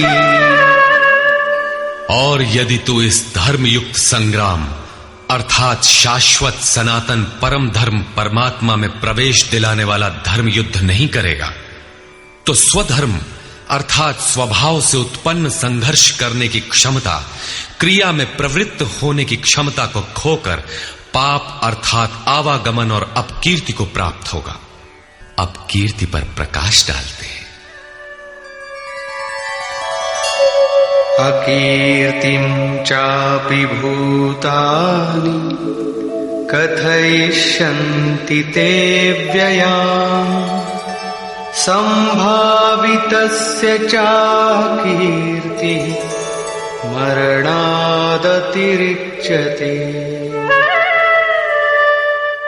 सब लोग बहुत काल तक तेरी अपकीर्ति का कथन करेंगे। आज भी पदच्युत होने वाले महात्माओं में विश्वामित्र, पाराशर, निमि, श्रृंगी इत्यादि की गणना होती है। बहुत से साधक अपने धर्म पर विचार करते हैं, सोचते हैं कि लोग हमें क्या कहेंगे। ऐसा भाव भी साधना में सहायक होता है। इससे साधना में लगे रहने की प्रेरणा मिलती है। कुछ दूरी तक यह भाव भी साथ देता है। माननीय पुरुषों के लिए अपकीर्ति मरण से भी बढ़कर होती है। भयाद्रणादुपरतम् मौस्यन्ते त्वां महारथाः येषां च त्वं बहुमतो भूत्वा यास्यसि लाघवम्। जिन महारथियों की निगाह में तू बहुत माननीय होकर अब तुच्छता को प्राप्त होगा, वे महारथी लोग तुझे भय के कारण युद्ध से उपराम हुआ मानेंगे। महारथी कौन? इस पथ पर महान परिश्रम से आगे बढ़ने वाले साधक महारथी हैं। इसी प्रकार इतने ही परिश्रम से अविद्या की ओर खींचने वाले काम, क्रोध, लोभ, मोहादि भी महारथी हैं, जो तुझे बहुत सम्मान देते थे कि साधक प्रशंसनीय है, तुम उनकी निगाह से गिर जाओगे।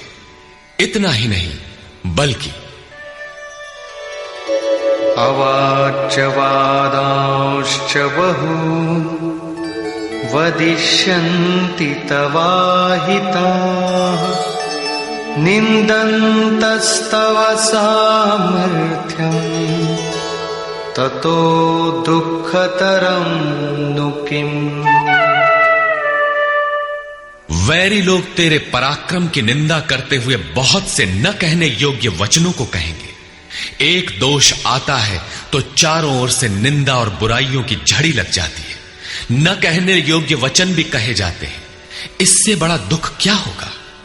अतः अतो वा प्राप्स्यसि स्वर्गम् जित्वा वा भोक्ष्यसे महीम् तस्मादुत्तिष्ठ कौन्तेय युद्धाय कृतनिश्चयः। इस युद्ध में मरोगे तो स्वर्ग प्राप्त करोगे। स्वर में विचरने की क्षमता रहेगी। श्वास से बाहर प्रकृति में विचरने की धाराएं निरुद्ध हो जाएंगी। परम देव परमात्मा में प्रवेश दिलाने वाली दैवी संपद हृदय में पूर्णतः प्रवाहित रहेगी। अथवा इस संघर्ष में जीतने पर महामहिम स्थिति को प्राप्त करोगे। इसलिए अर्जुन, युद्ध के लिए निश्चय करके खड़ा हो। प्रायः लोग इस श्लोक के अर्थ में समझते हैं कि इस युद्ध में मरोगे तो स्वर्ग जाओगे और जीतोगे तो पृथ्वी का भोग भोगोगे। किंतु आपको स्मरण होगा, अर्जुन कह चुका है, भगवान पृथ्वी ही नहीं अपितु त्रैलोक्य के साम्राज्य और देवताओं के स्वामीपन अर्थात इंद्र पद प्राप्त होने पर भी मैं उस उपाय को नहीं देखता जो इंद्रियों को सुखाने वाले मेरे शोक को दूर कर सके। यदि इतना ही मिलना है तो गोविंद, मैं युद्ध कदापि नहीं करूंगा। यदि इतने पर भी श्री कृष्ण कहते कि अर्जुन लड़ो, जीतोगे तो पृथ्वी पा जाओगे, हारोगे तो स्वर्ग के नागरिक बन जाओगे, तो श्री कृष्ण देते ही क्या है? अर्जुन इससे आगे का सत्य, श्रेय, परम कल्याण की कामना वाला शिष्य था, जिसे सद्गुरुदेव श्री कृष्ण ने बताया कि क्षेत्रज्ञ के इस संघर्ष में यदि शरीर का समय पूरा हो जाता है और लक्ष्य तक नहीं पहुंच सके तो स्वर्ग प्राप्त करोगे, अर्थात स्वर में ही विचरण करने की क्षमता प्राप्त कर लोगे। दैवी संपत्ति हृदय में ढल जाएगी और इस शरीर के रहते रहते संघर्ष में सफल हो जाते हो तो महिम, सबसे महान ब्रह्म की महिमा का उपभोग करोगे, महामहिम की स्थिति प्राप्त कर लोगे। जीतोगे तो सर्वस्व, क्योंकि महामहिमत्व को पाओगे, और हारोगे तो देवत्व। दोनों हाथों में लड्डू रहेंगे, लाभ में भी लाभ और हानि में भी लाभ ही है। पुनः इसी पर बल देते हैं, सुख दुखे समे कृत्वा लाभालाभो जया जया ततो युद्धाय युज्यस्व नैवं पापमवाप्स्यसि। इस प्रकार सुख दुख, लाभ हानि, जय पराजय को समान समझकर तू युद्ध के लिए तैयार हो। युद्ध करने से तू पाप को प्राप्त नहीं होगा, अर्थात सुख में सर्वस्व और दुख में भी देवत्व है। लाभ में महिम की स्थिति अर्थात सर्वस्व और हानि में भी देवत्व है। जय में महामहिम स्थिति और पराजय में भी दैवी संपत्ति पर अधिकार है। इस प्रकार अपने लाभ हानि को भली प्रकार स्वयं समझकर तू युद्ध के लिए तैयार हो। लड़ने में ही दोनों वस्तुएं हैं। लड़ोगे तो पाप अर्थात आवागमन को प्राप्त नहीं होगे, अतः तू युद्ध के लिए तैयार हो।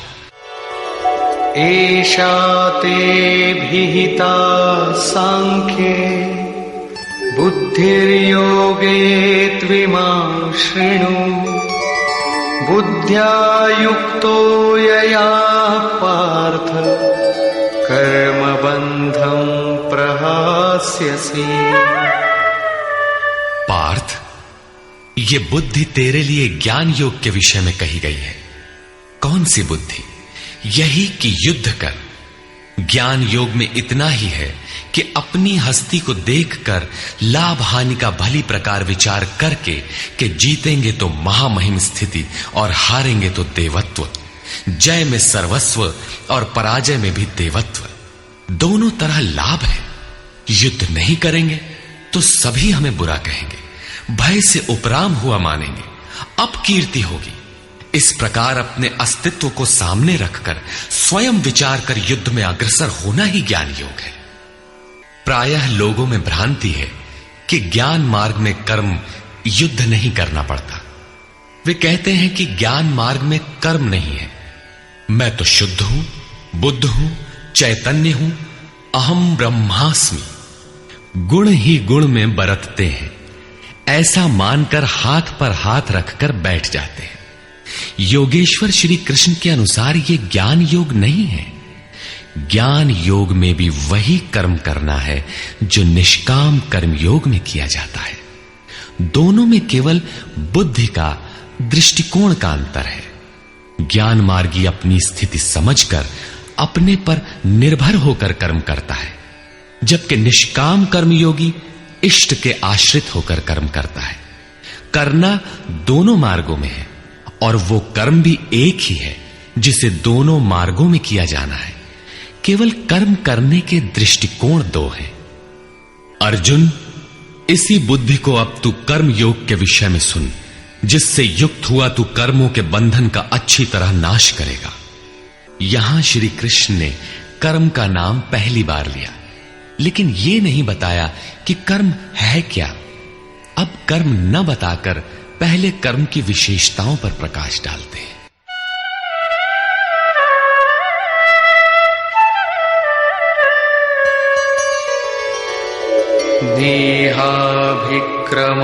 देहाभिक्रमनाशोऽस्ति प्रत्यवायो न विद्यते स्वल्पमप्यस्य धर्मस्य त्रायते महतो भयात्।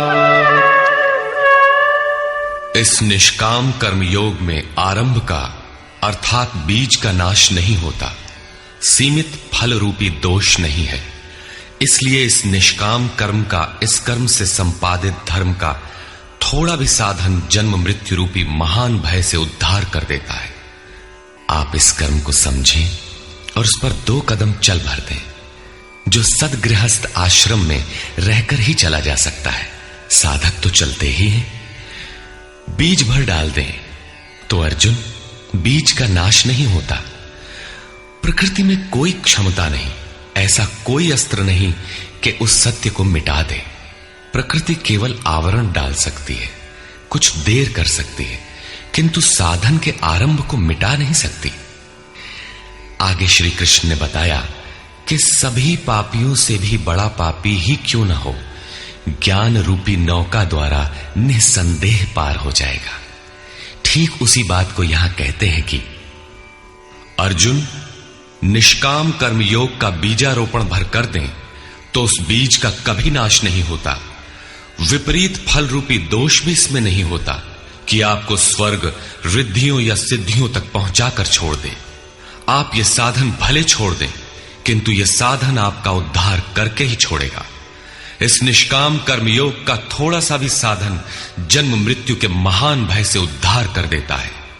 अनेक जन्म संसिद्धस्ततो याति पराम गतिम।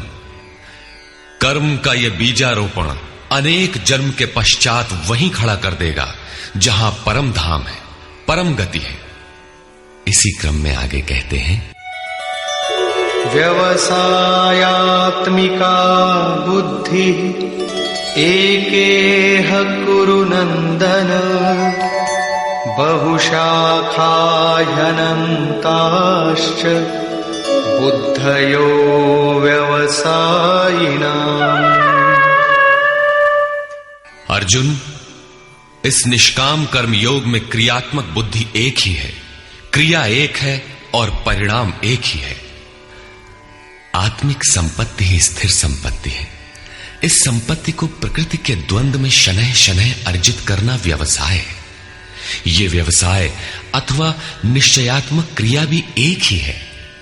तब तो जो लोग बहुत सी क्रियाएं बताते हैं, क्या वे भजन नहीं करते? श्री कृष्ण कहते हैं, हां, वे भजन नहीं करते। उन पुरुषों की बुद्धि अनंत शाखाओं वाली होती है, इसलिए अनंत क्रियाओं का विस्तार कर लेते हैं। यामिमां पुष्पितां वाचं प्रवदन्त्य विपश्चितः वेदवादरताः पार्थ नान्यदस्तीति वादिनः कामात्मानः स्वर्गपरा जन्मकर्मफलप्रदाम् क्रियाविशेषबहुलां भोगैश्वर्यगतिं प्रति। पार्थ, वे कामात्मानः, कामनाओं से युक्त, वेदवादरताः, वेद के वाक्यों में अनुरक्त, स्वर्गपराः, स्वर्ग को ही परम लक्ष्य मानते हैं कि इसके आगे कुछ है ही नहीं। ऐसा कहने वाले अविवेकी जन जन्म मृत्यु रूपी फल देने वाली भोग और ऐश्वर्य की प्राप्ति के लिए बहुत सी क्रियाओं का विस्तार कर लेते हैं और दिखावटी शोभायुक्त वाणी में व्यक्त भी करते हैं। अर्थात अविवेकियों की बुद्धि अनंत भेदों वाली होती है। वे फल वाले वाक्य में ही अनुरक्त रहते हैं, वेद के वाक्यों को ही प्रमाण मानते हैं, स्वर्ग को ही श्रेष्ठ मानते हैं। उनकी बुद्धि बहुत सी भेदों वाली है, इसलिए अनंत क्रियाओं की रचना कर लेते हैं।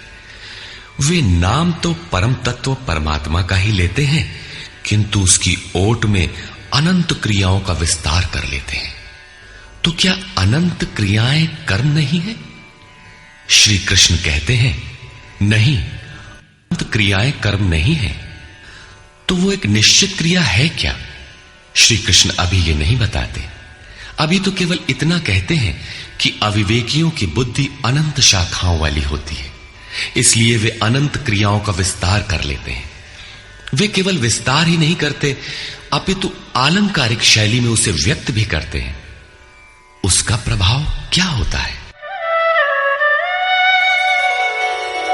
भोगैश्वर्य प्रसक्तानां तया परितचेतसां व्यवसायात्मिका बुद्धि समाधौ न विधीयते। उनकी वाणी की छाप जिन जिन के चित्त पर पड़ जाती है अर्जुन, उनकी भी बुद्धि नष्ट हो जाती है, न कि वे कुछ पाते हैं। उस वाणी द्वारा हरे हुए चित्त वालों के और भोग ऐश्वर्य में आसक्ति वाले पुरुषों के अंतःकरण में क्रियात्मक बुद्धि नहीं रह जाती। इष्ट में समाधिस्थ करने वाली निश्चयात्मक क्रिया उनमें नहीं होती। ऐसे अविवेकियों की वाणी सुनता कौन है? भोग और ऐश्वर्य में आसक्ति वाले ही सुनते हैं, अधिकारी नहीं सुनता। ऐसे पुरुषों में सम और आदि तत्व में प्रवेश दिलाने वाली निश्चयात्मक क्रिया से संयुक्त बुद्धि नहीं होती। प्रश्न उठता है कि वेद वादरता, जो वेद के वचनों में अनुरक्त हैं, क्या वे भी भूल करते हैं? इस पर श्री कृष्ण कहते हैं, त्रैगुण्य विषया वेदा निस्त्रैगुण्यो भवार्जुन निर्द्वन्द्वो नित्यसत्त्वस्थो निर्योगक्षेम आत्मवान्। अर्जुन, त्रैगुण्य विषया वेदा, वेद तीनों गुणों तक ही प्रकाश करते हैं, इसके आगे का हाल वे नहीं जानते। इसलिए निस्त्रैगुण्यो भव अर्जुन, अर्जुन तू तीनों गुणों से ऊपर उठ, अर्थात वेदों के कार्य क्षेत्र से आगे बढ़। कैसे बढ़ा जाए?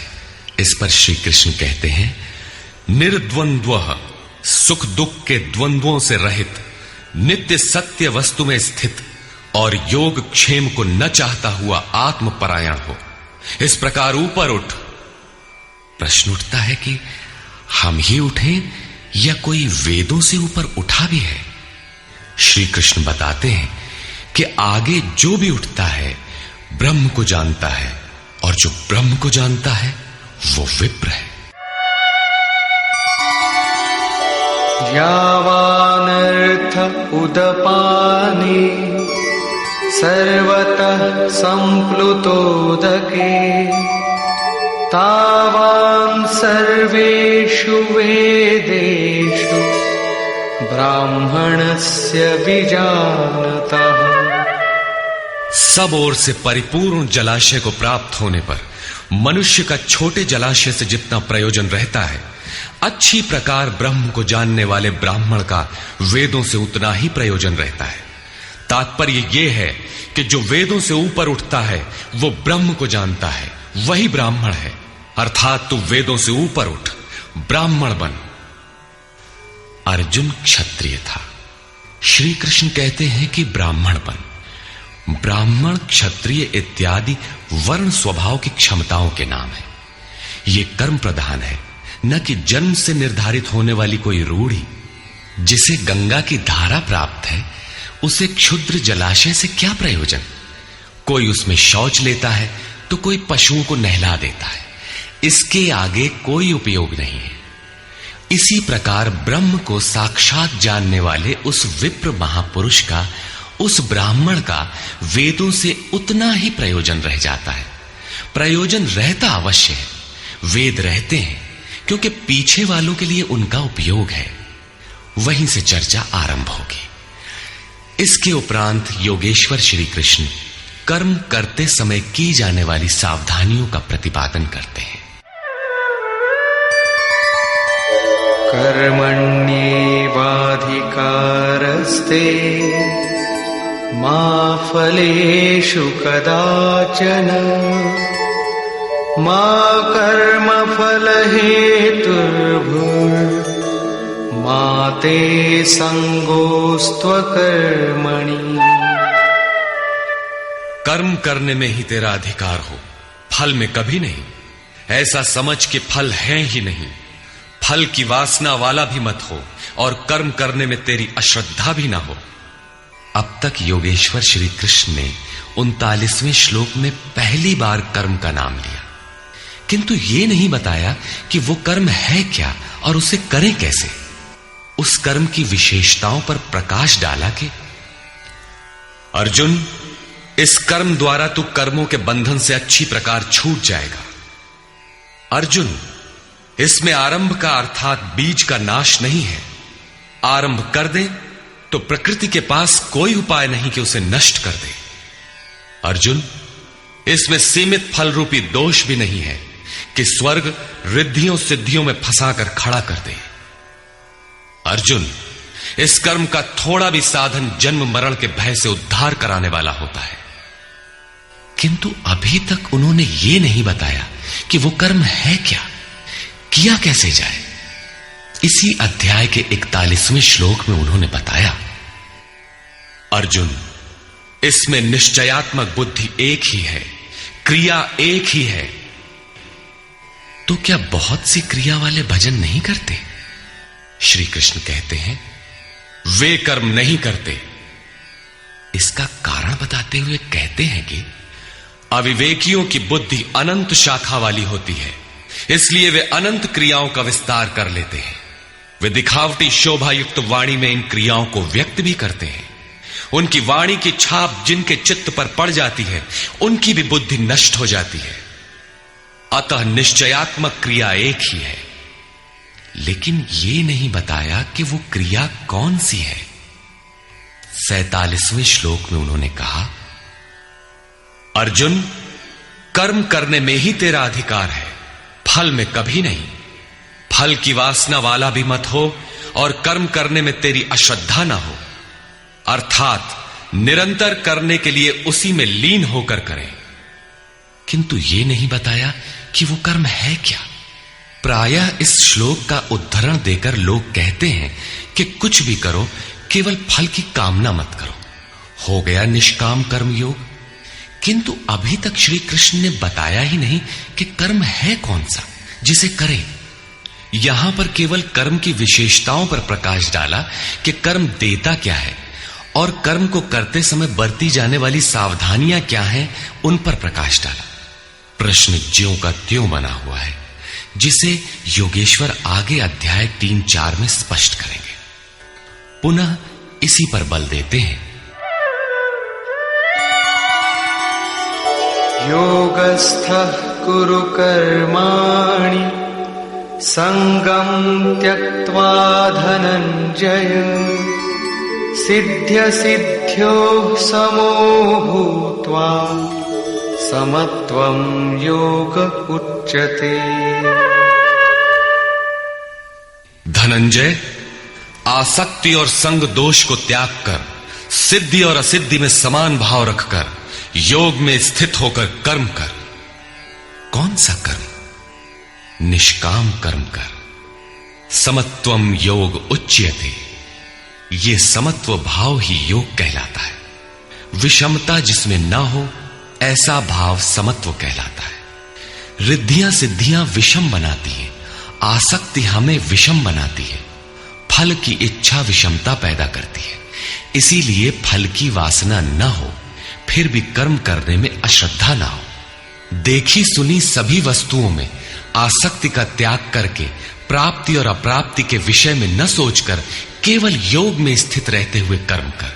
योग से चित्त चलायमान न हो।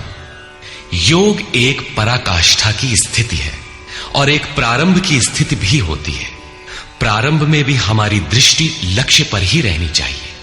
अतः योग पर दृष्टि रखते हुए कर्म का आचरण करना चाहिए। समत्व भाव अर्थात सिद्धि और असिद्धि में समभाव ही योग कहलाता है। जिसको सिद्धि और असिद्धि विचलित नहीं कर पाती, विषमता जिसमें पैदा नहीं होती, ऐसा भाव होने के कारण यह समत्व योग कहलाता है। ये इष्ट से समत्व दिलाता है, इसीलिए इसे समत्व योग कहते हैं। कामनाओं का सर्वथा त्याग है, इसलिए इसे निष्काम कर्म योग कहते हैं। कर्म करना है, इसलिए इसे कर्म योग कहते हैं। परमात्मा से मेल कराता है, इसलिए इसका नाम योग अर्थात मेल है। इसमें बौद्धिक स्तर पर ध्यान रखना पड़ता है कि सिद्धि और असिद्धि में समभाव रहे, आसक्ति न हो, फल की वासना न आने पाए। इसलिए यही निष्काम कर्म योग बुद्धि योग भी कहा जाता है। दूरेण ह्यवरं कर्म बुद्धियोगात् धनंजय बुद्धौ शरणमन्विच्छ कृपणाः फलहेतवः। धनंजय, अवरम कर्म, निकृष्ट कर्म, वासना वाले कर्म बुद्धि योग से अत्यंत दूर है। फल की कामना वाले कृपण हैं, वे आत्मा के साथ उदारता नहीं बरतते। अतः समत्व बुद्धि योग का आश्रय ग्रहण कर। जैसी कामना है वैसा मिल भी जाए तो उसे भोगने के लिए शरीर धारण करना पड़ेगा। आवागमन बना है तो कल्याण कैसा। साधक को तो मोक्ष की भी वासना नहीं रखनी चाहिए, क्योंकि वासनाओं से मुक्त होना ही तो मोक्ष है।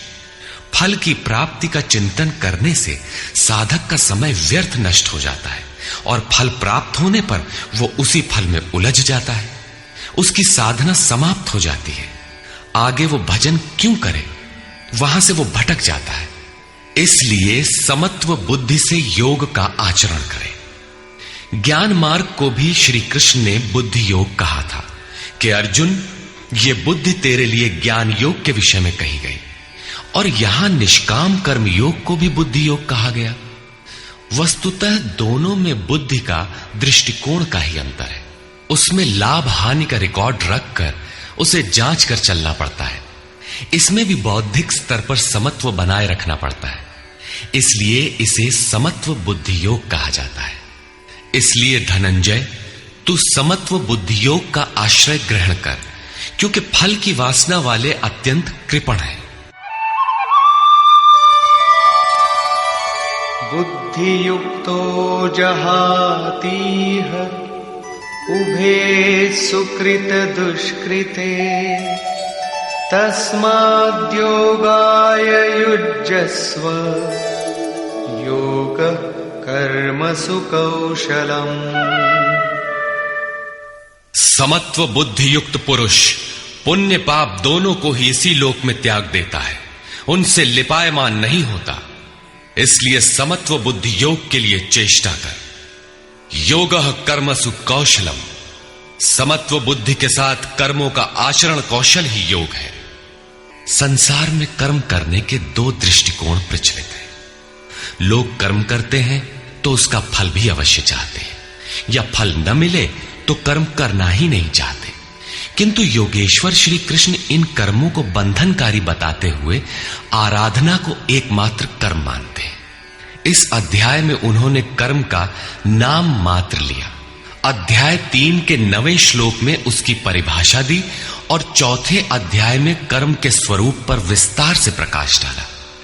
प्रस्तुत श्लोक में श्री कृष्ण ने सांसारिक परंपरा से हटकर कर्म करने की कला बताई कि कर्म तो करो, श्रद्धापूर्वक करो, किंतु फल के अधिकार को स्वेच्छा से छोड़ दो। फल जाएगा कहां? यही कर्मों के करने का कौशल है।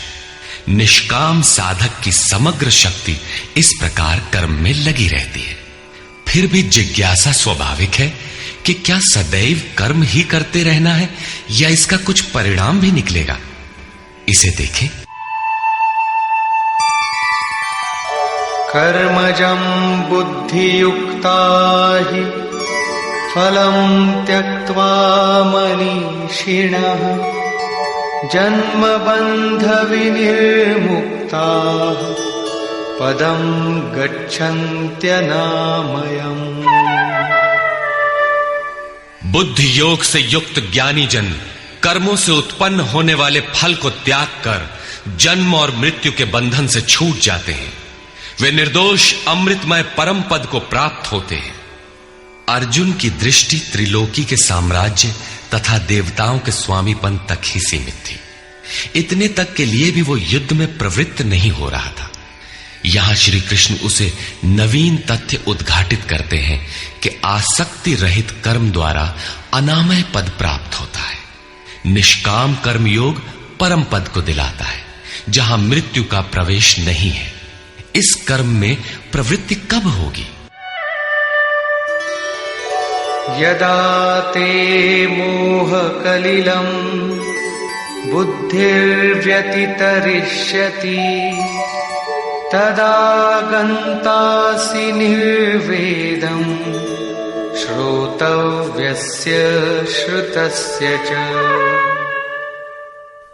जिस काल में तेरी साधक की बुद्धि मोह रूपी दलदल को पूर्णतः पार कर लेगी, लेश मात्र भी मोह न रह जाए, उस समय जो सुनने योग्य है उसे तू सुन सकेगा और सुने हुए के अनुसार वैराग्य को प्राप्त हो सकेगा, अर्थात उसे आचरण में ढाल सकेगा। अभी तो जो सुनने लायक है उसे न तो तू सुन पाया है और आचरण का तो प्रश्न ही नहीं खड़ा होता। इसी योग्यता पर पुनः प्रकाश डालते हैं। श्रुति विप्रतिपन्ना ते यदा स्थास्यति निश्चला समाधावचला बुद्धि तदा योगमवाप्स्यसि। अनेक प्रकार के वेद वाक्यों को सुनकर विचलित हुई तेरी बुद्धि जब परमात्म स्वरूप में समाधिस्थ होकर अचल स्थिर ठहर जाएगी, तब तू समत्व योग को प्राप्त होगा, पूर्ण समस्थिति को प्राप्त करेगा, जिसे अनामय परम पद कहते हैं। यही योग की पराकाष्ठा है और यही अप्राप्त की प्राप्ति है। वेदों से तो शिक्षा ही मिलती है, किंतु श्री कृष्ण कहते हैं श्रुति विप्रतिपन्ना। श्रुतियों के अनेक सिद्धांतों को सुनने से बुद्धि विचलित हो जाती है। सिद्धांत तो अनेकों सुने, लेकिन जो सुनने योग्य है लोग उससे दूर ही रहते हैं। ये विचलित बुद्धि जिस समय समाधि में स्थिर हो जाएगी, तब तू योग की पराकाष्ठा अमृत पद को प्राप्त करेगा। इस पर अर्जुन की उत्कंठा स्वाभाविक थी कि वे महापुरुष कैसे होते हैं जो अनामय परम पद में स्थित है, समाधि में जिनकी बुद्धि स्थिर है। उसने प्रश्न किया। अर्जुन उवाच,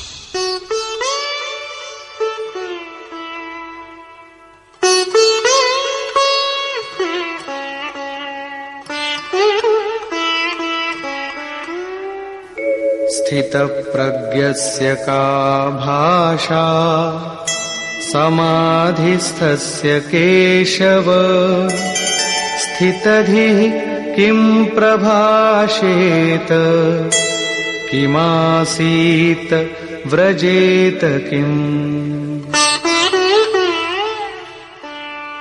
समाधीयते चित्तम यस्मिन् स आत्मा एव समाधिः। जिसमें चित्त का समाधान किया जाए वो आत्मा ही समाधि है। अनादि तत्व में जो समत्व प्राप्त कर ले उसे समाधिस्थ कहते हैं। अर्जुन ने पूछा, केशव, समाधिस्थ स्थिर बुद्धि वाले महापुरुष के क्या लक्षण हैं? स्थित प्रज्ञ पुरुष कैसे बोलता है, वो कैसे बैठता है, वो कैसे चलता है? 4 प्रश्न अर्जुन ने किए। इस पर भगवान श्री कृष्ण ने स्थित प्रज्ञ के लक्षण बताते हुए कहा। श्री भगवान उवाच,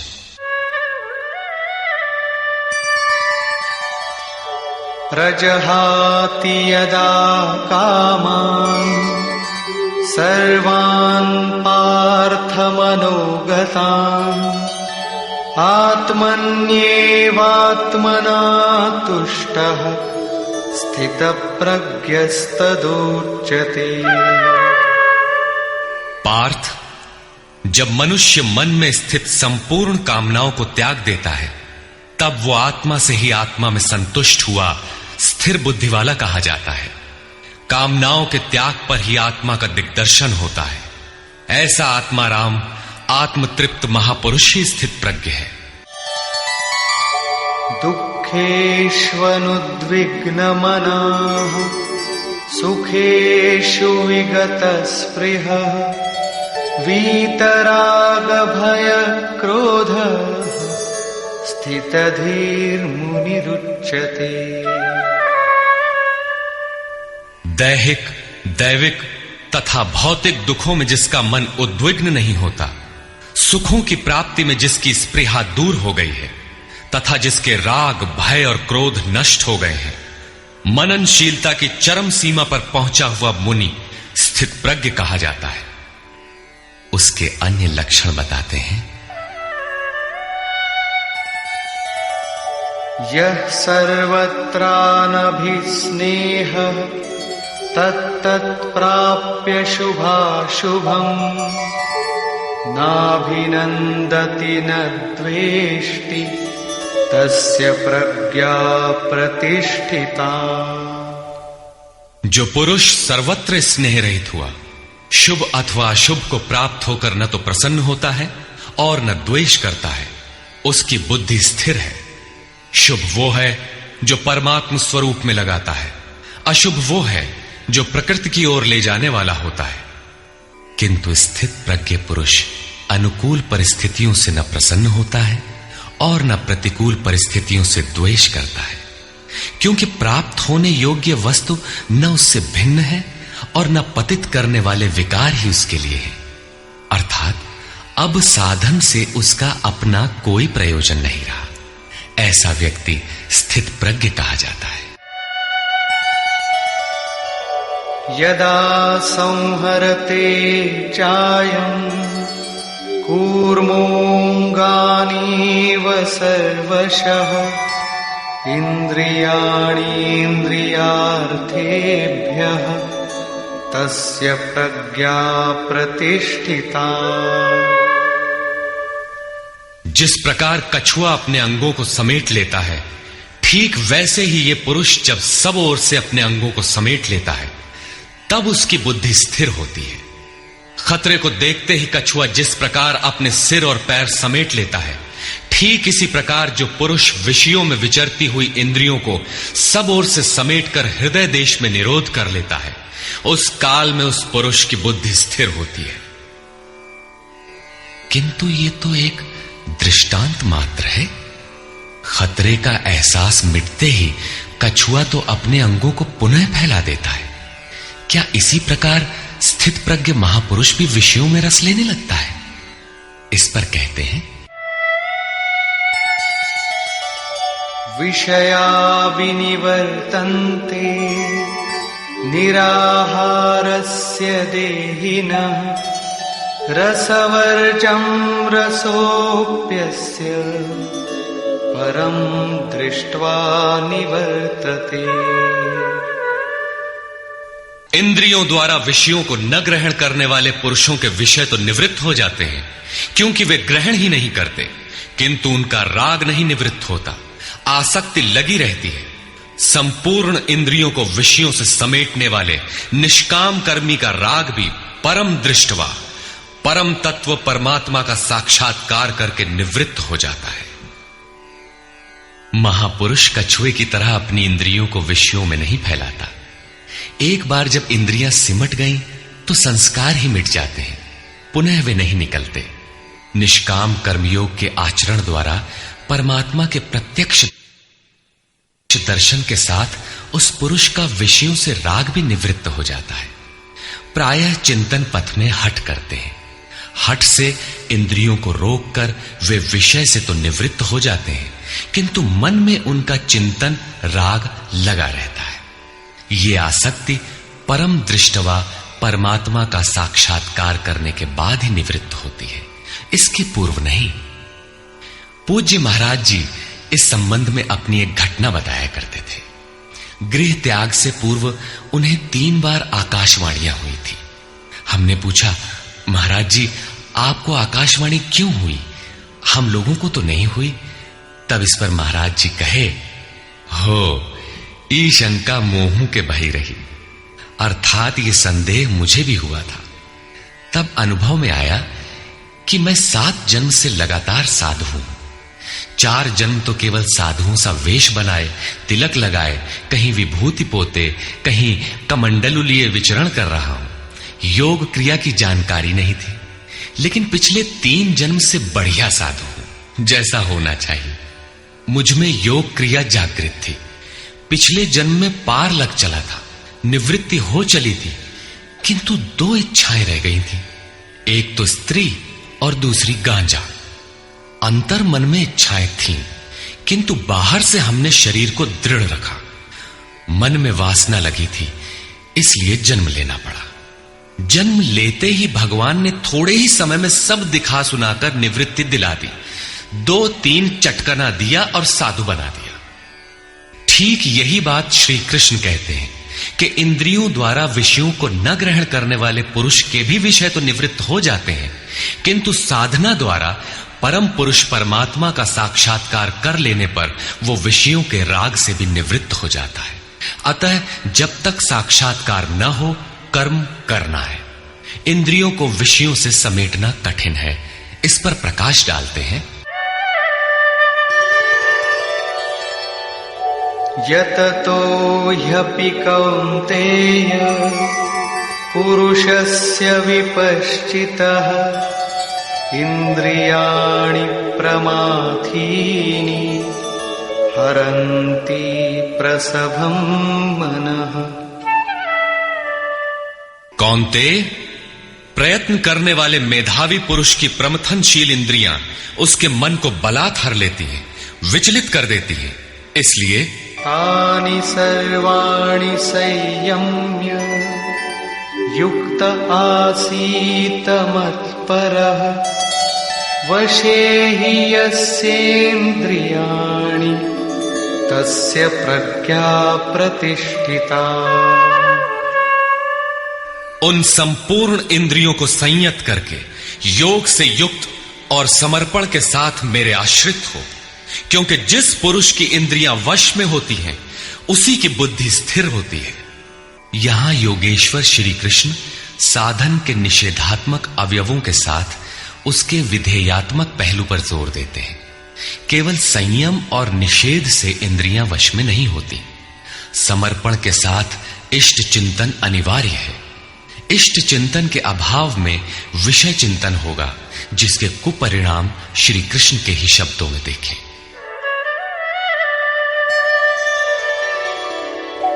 ध्यायतो विषयान् पुंसः संगस्तेषूपजायते संगात् संजायते कामः कामात् क्रोधोऽभिजायते।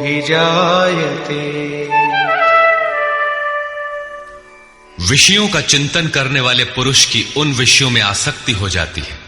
आसक्ति से कामना उत्पन्न होती है। कामना पूर्ति में व्यवधान आने से क्रोध उत्पन्न होता है। क्रोध किसे जन्म देता है? क्रोधाद् भवति सम्मोहः सम्मोहात् स्मृतिविभ्रमः स्मृतिभ्रंशात् बुद्धिनाशो बुद्धिनाशात् प्रणश्यति। क्रोध से विशेष मूढ़ता अर्थात अविवेक उत्पन्न होता है। नित्य अनित्य वस्तु का विचार नहीं रह जाता। अविवेक से स्मरण शक्ति भ्रमित हो जाती है, जैसा अर्जुन को हुआ था। भ्रमतीव च मे मनः। गीता के समापन पर उसने कहा, नष्टो मोह स्मृतिर्लब्धा। क्या करें क्या न करें, इसका निर्णय नहीं हो पाता। स्मृति भ्रमित होने से योग परायण बुद्धि नष्ट हो जाती है, और बुद्धि नाश होने से ये पुरुष अपने श्रेय साधन से च्युत हो जाता है। यहां श्री कृष्ण ने बल दिया है कि विषयों का चिंतन नहीं करना चाहिए। साधक को नाम रूप लीला और धाम में ही कहीं लगे रहना चाहिए। भजन में ढील देने पर मन विषयों में जाएगा। विषयों के चिंतन से आसक्ति हो जाती है। आसक्ति से उस विषय की कामना साधक के अंतर मन में होने लगती है। कामना की पूर्ति में व्यवधान होने पर क्रोध, क्रोध से अविवेक, अविवेक से स्मृति भ्रम और स्मृति भ्रम से बुद्धि नष्ट हो जाती है। निष्काम कर्म योग को बुद्धि योग कहा जाता है, क्योंकि बुद्धि स्तर पर इसमें विचार रखना चाहिए कि कामनाएं न आने पाए। फल है ही नहीं। कामना आने से यह बुद्धि योग नष्ट हो जाता है। साधन करिय विचारहीन मन शुद्ध होए नहीं तैसे। विचार आवश्यक है। विचार शून्य पुरुष श्रेय साधन से नीचे गिर जाता है। साधन क्रम टूट जाता है, सर्वथा नष्ट नहीं होता। भोग के पश्चात साधन वहीं से पुनः आरंभ होता है जहां अवरुद्ध हुआ था। ये तो विषयाभिमुख साधक की गति है।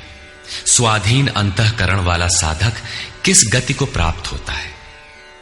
इस पर श्री कृष्ण कहते हैं, रागद्वेष वियुक्तैस्तु विषयानीन्द्रियैश्चरन् आत्मवश्यैर्विधेयात्मा प्रसादमधिगच्छति। आत्मा की विधि को प्राप्त प्रत्यक्षदर्शी महापुरुष राग द्वेष से रहित वश में की हुई अपनी इंद्रियों द्वारा विषयान चरण, विषयों में विचरता हुआ भी प्रसाद मधिगच्छति, अंतःकरण की निर्मलता को प्राप्त होता है। वो अपनी भाव दृष्टि में रहता है। महापुरुष के लिए विधि निषेध नहीं रह जाते। उसके लिए कहीं अशुभ नहीं रहता जिससे वो बचाव करे, तथा उसके लिए कोई शुभ शेष नहीं रह जाता जिसकी वो कामना करे।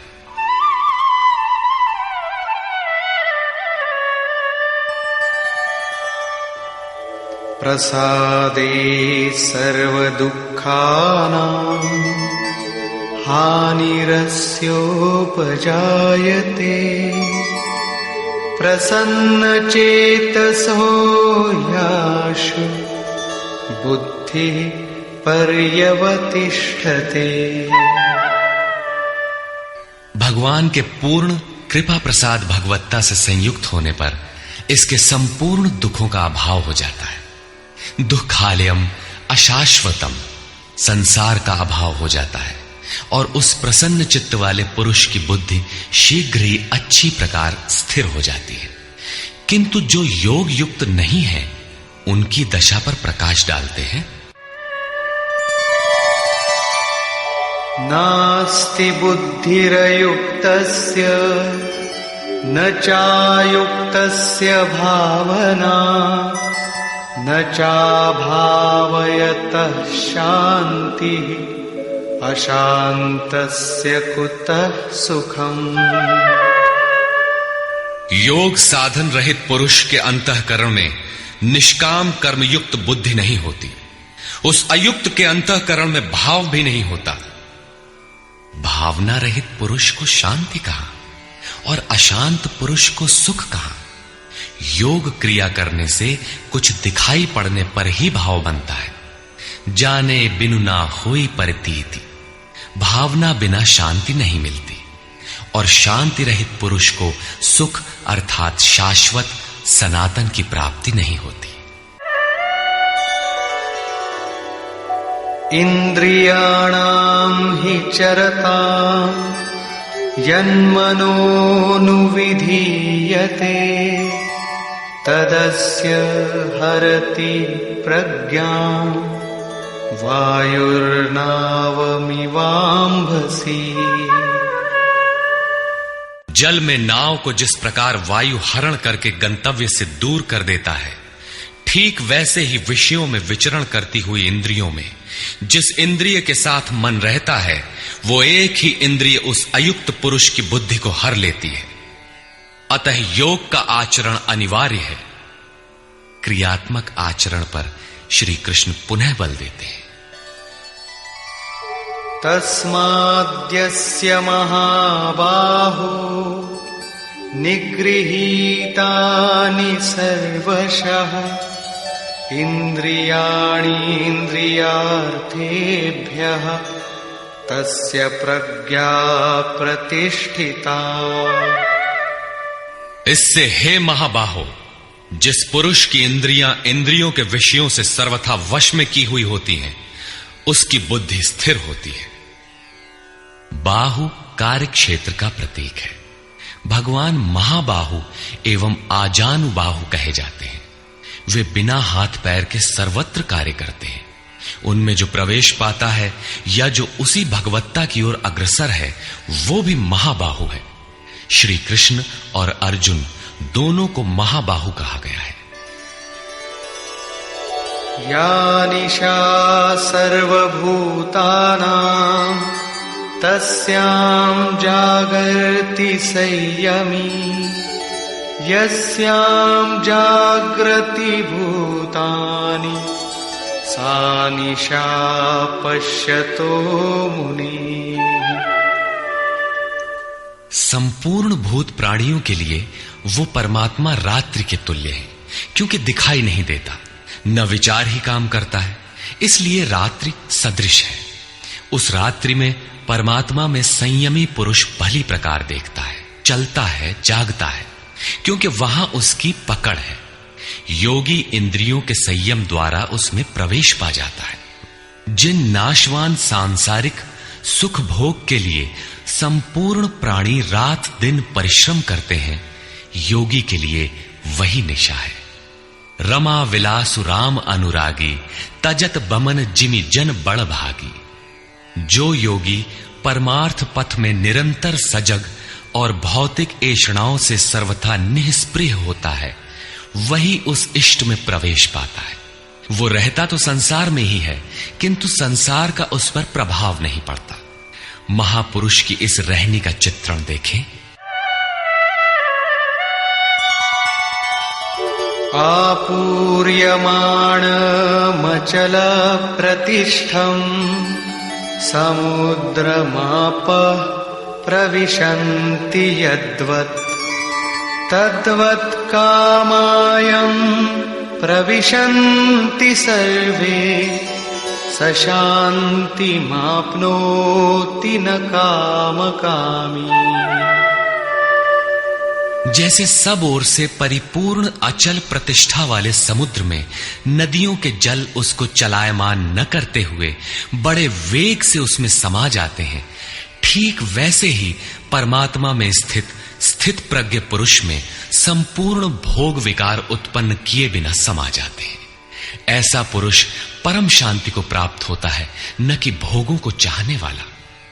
भयंकर वेग से बहने वाली सहस्त्रों नदियों के स्रोत फसल को नष्ट करते हुए, हत्याएं करते हुए, नगरों को डुबाते हुए, हाहाकार मचाते हुए बड़े वेग से समुद्र में गिरते हैं, किंतु समुद्र को न 1 इंच ऊपर उठा पाते हैं और न गिरा ही पाते हैं, बल्कि उसी में समाहित हो जाते हैं। ठीक इसी प्रकार स्थित प्रज्ञ महापुरुष के प्रति संपूर्ण भोग उतने ही वेग से आते हैं, किंतु समाहित हो जाते हैं। उन महापुरुषों में न शुभ संस्कार डाल पाते हैं न अशुभ। योगी के कर्म अशुक्ल और अकृष्ण होते हैं, क्योंकि जिस चित्त पर संस्कार पड़ते हैं उसका निरोध और विलीनीकरण हो गया। इसके साथ ही भगवत्ता की स्थिति आ गई। अब संस्कार पड़े भी तो कहां? इस एक ही श्लोक में श्री कृष्ण ने अर्जुन के कई प्रश्नों का समाधान कर दिया। उसकी जिज्ञासा थी कि स्थित प्रज्ञ महापुरुष के लक्षण क्या है, वो कैसे बोलता है, कैसे बैठता है, कैसे चलता है। श्री कृष्ण ने एक ही शब्द में उत्तर दिया कि वे समुद्रवत होते हैं। उनके लिए विध निषेध नहीं होता कि ऐसे बैठो और ऐसे चलो। वे ही परम शांति को प्राप्त होते हैं, क्योंकि वे संयमी हैं। भोगों की कामना वाला शांति नहीं पाता। इसी पर पुनः बल देते हैं। विहाय कामान्यः सर्वान् पुमांश्चरति निःस्पृहः निर्ममो निरहंकारः स शान्तिमधिगच्छति। जो पुरुष संपूर्ण कामनाओं को त्याग कर निर्ममः, मैं और मेरे के भाव तथा अहंकार और स्पृहा से रहित होता हुआ बरतता है, वो उस परम शांति को प्राप्त होता है जिसके बाद कुछ भी पाना शेष नहीं रह जाता। एषा ब्राह्मी स्थितिः पार्थ नैनां प्राप्य विमुह्यति स्थित्वा स्यामन्तकालेऽपि ब्रह्मनिर्वाणमृच्छति। पार्थ, उपर्युक्त स्थिति ब्रह्म को प्राप्त हुए पुरुष की स्थिति है। समुद्रवत उन महापुरुषों में विषय नदियों की तरह समा जाते हैं। वे पूर्ण संयमी और प्रत्यक्षता परमात्मदर्शी हैं। केवल अहम ब्रह्मास्मि पढ़ लेने या रट लेने से यह स्थिति नहीं मिलती। साधन करके ही इस ब्रह्म की स्थिति को पाया जाता है।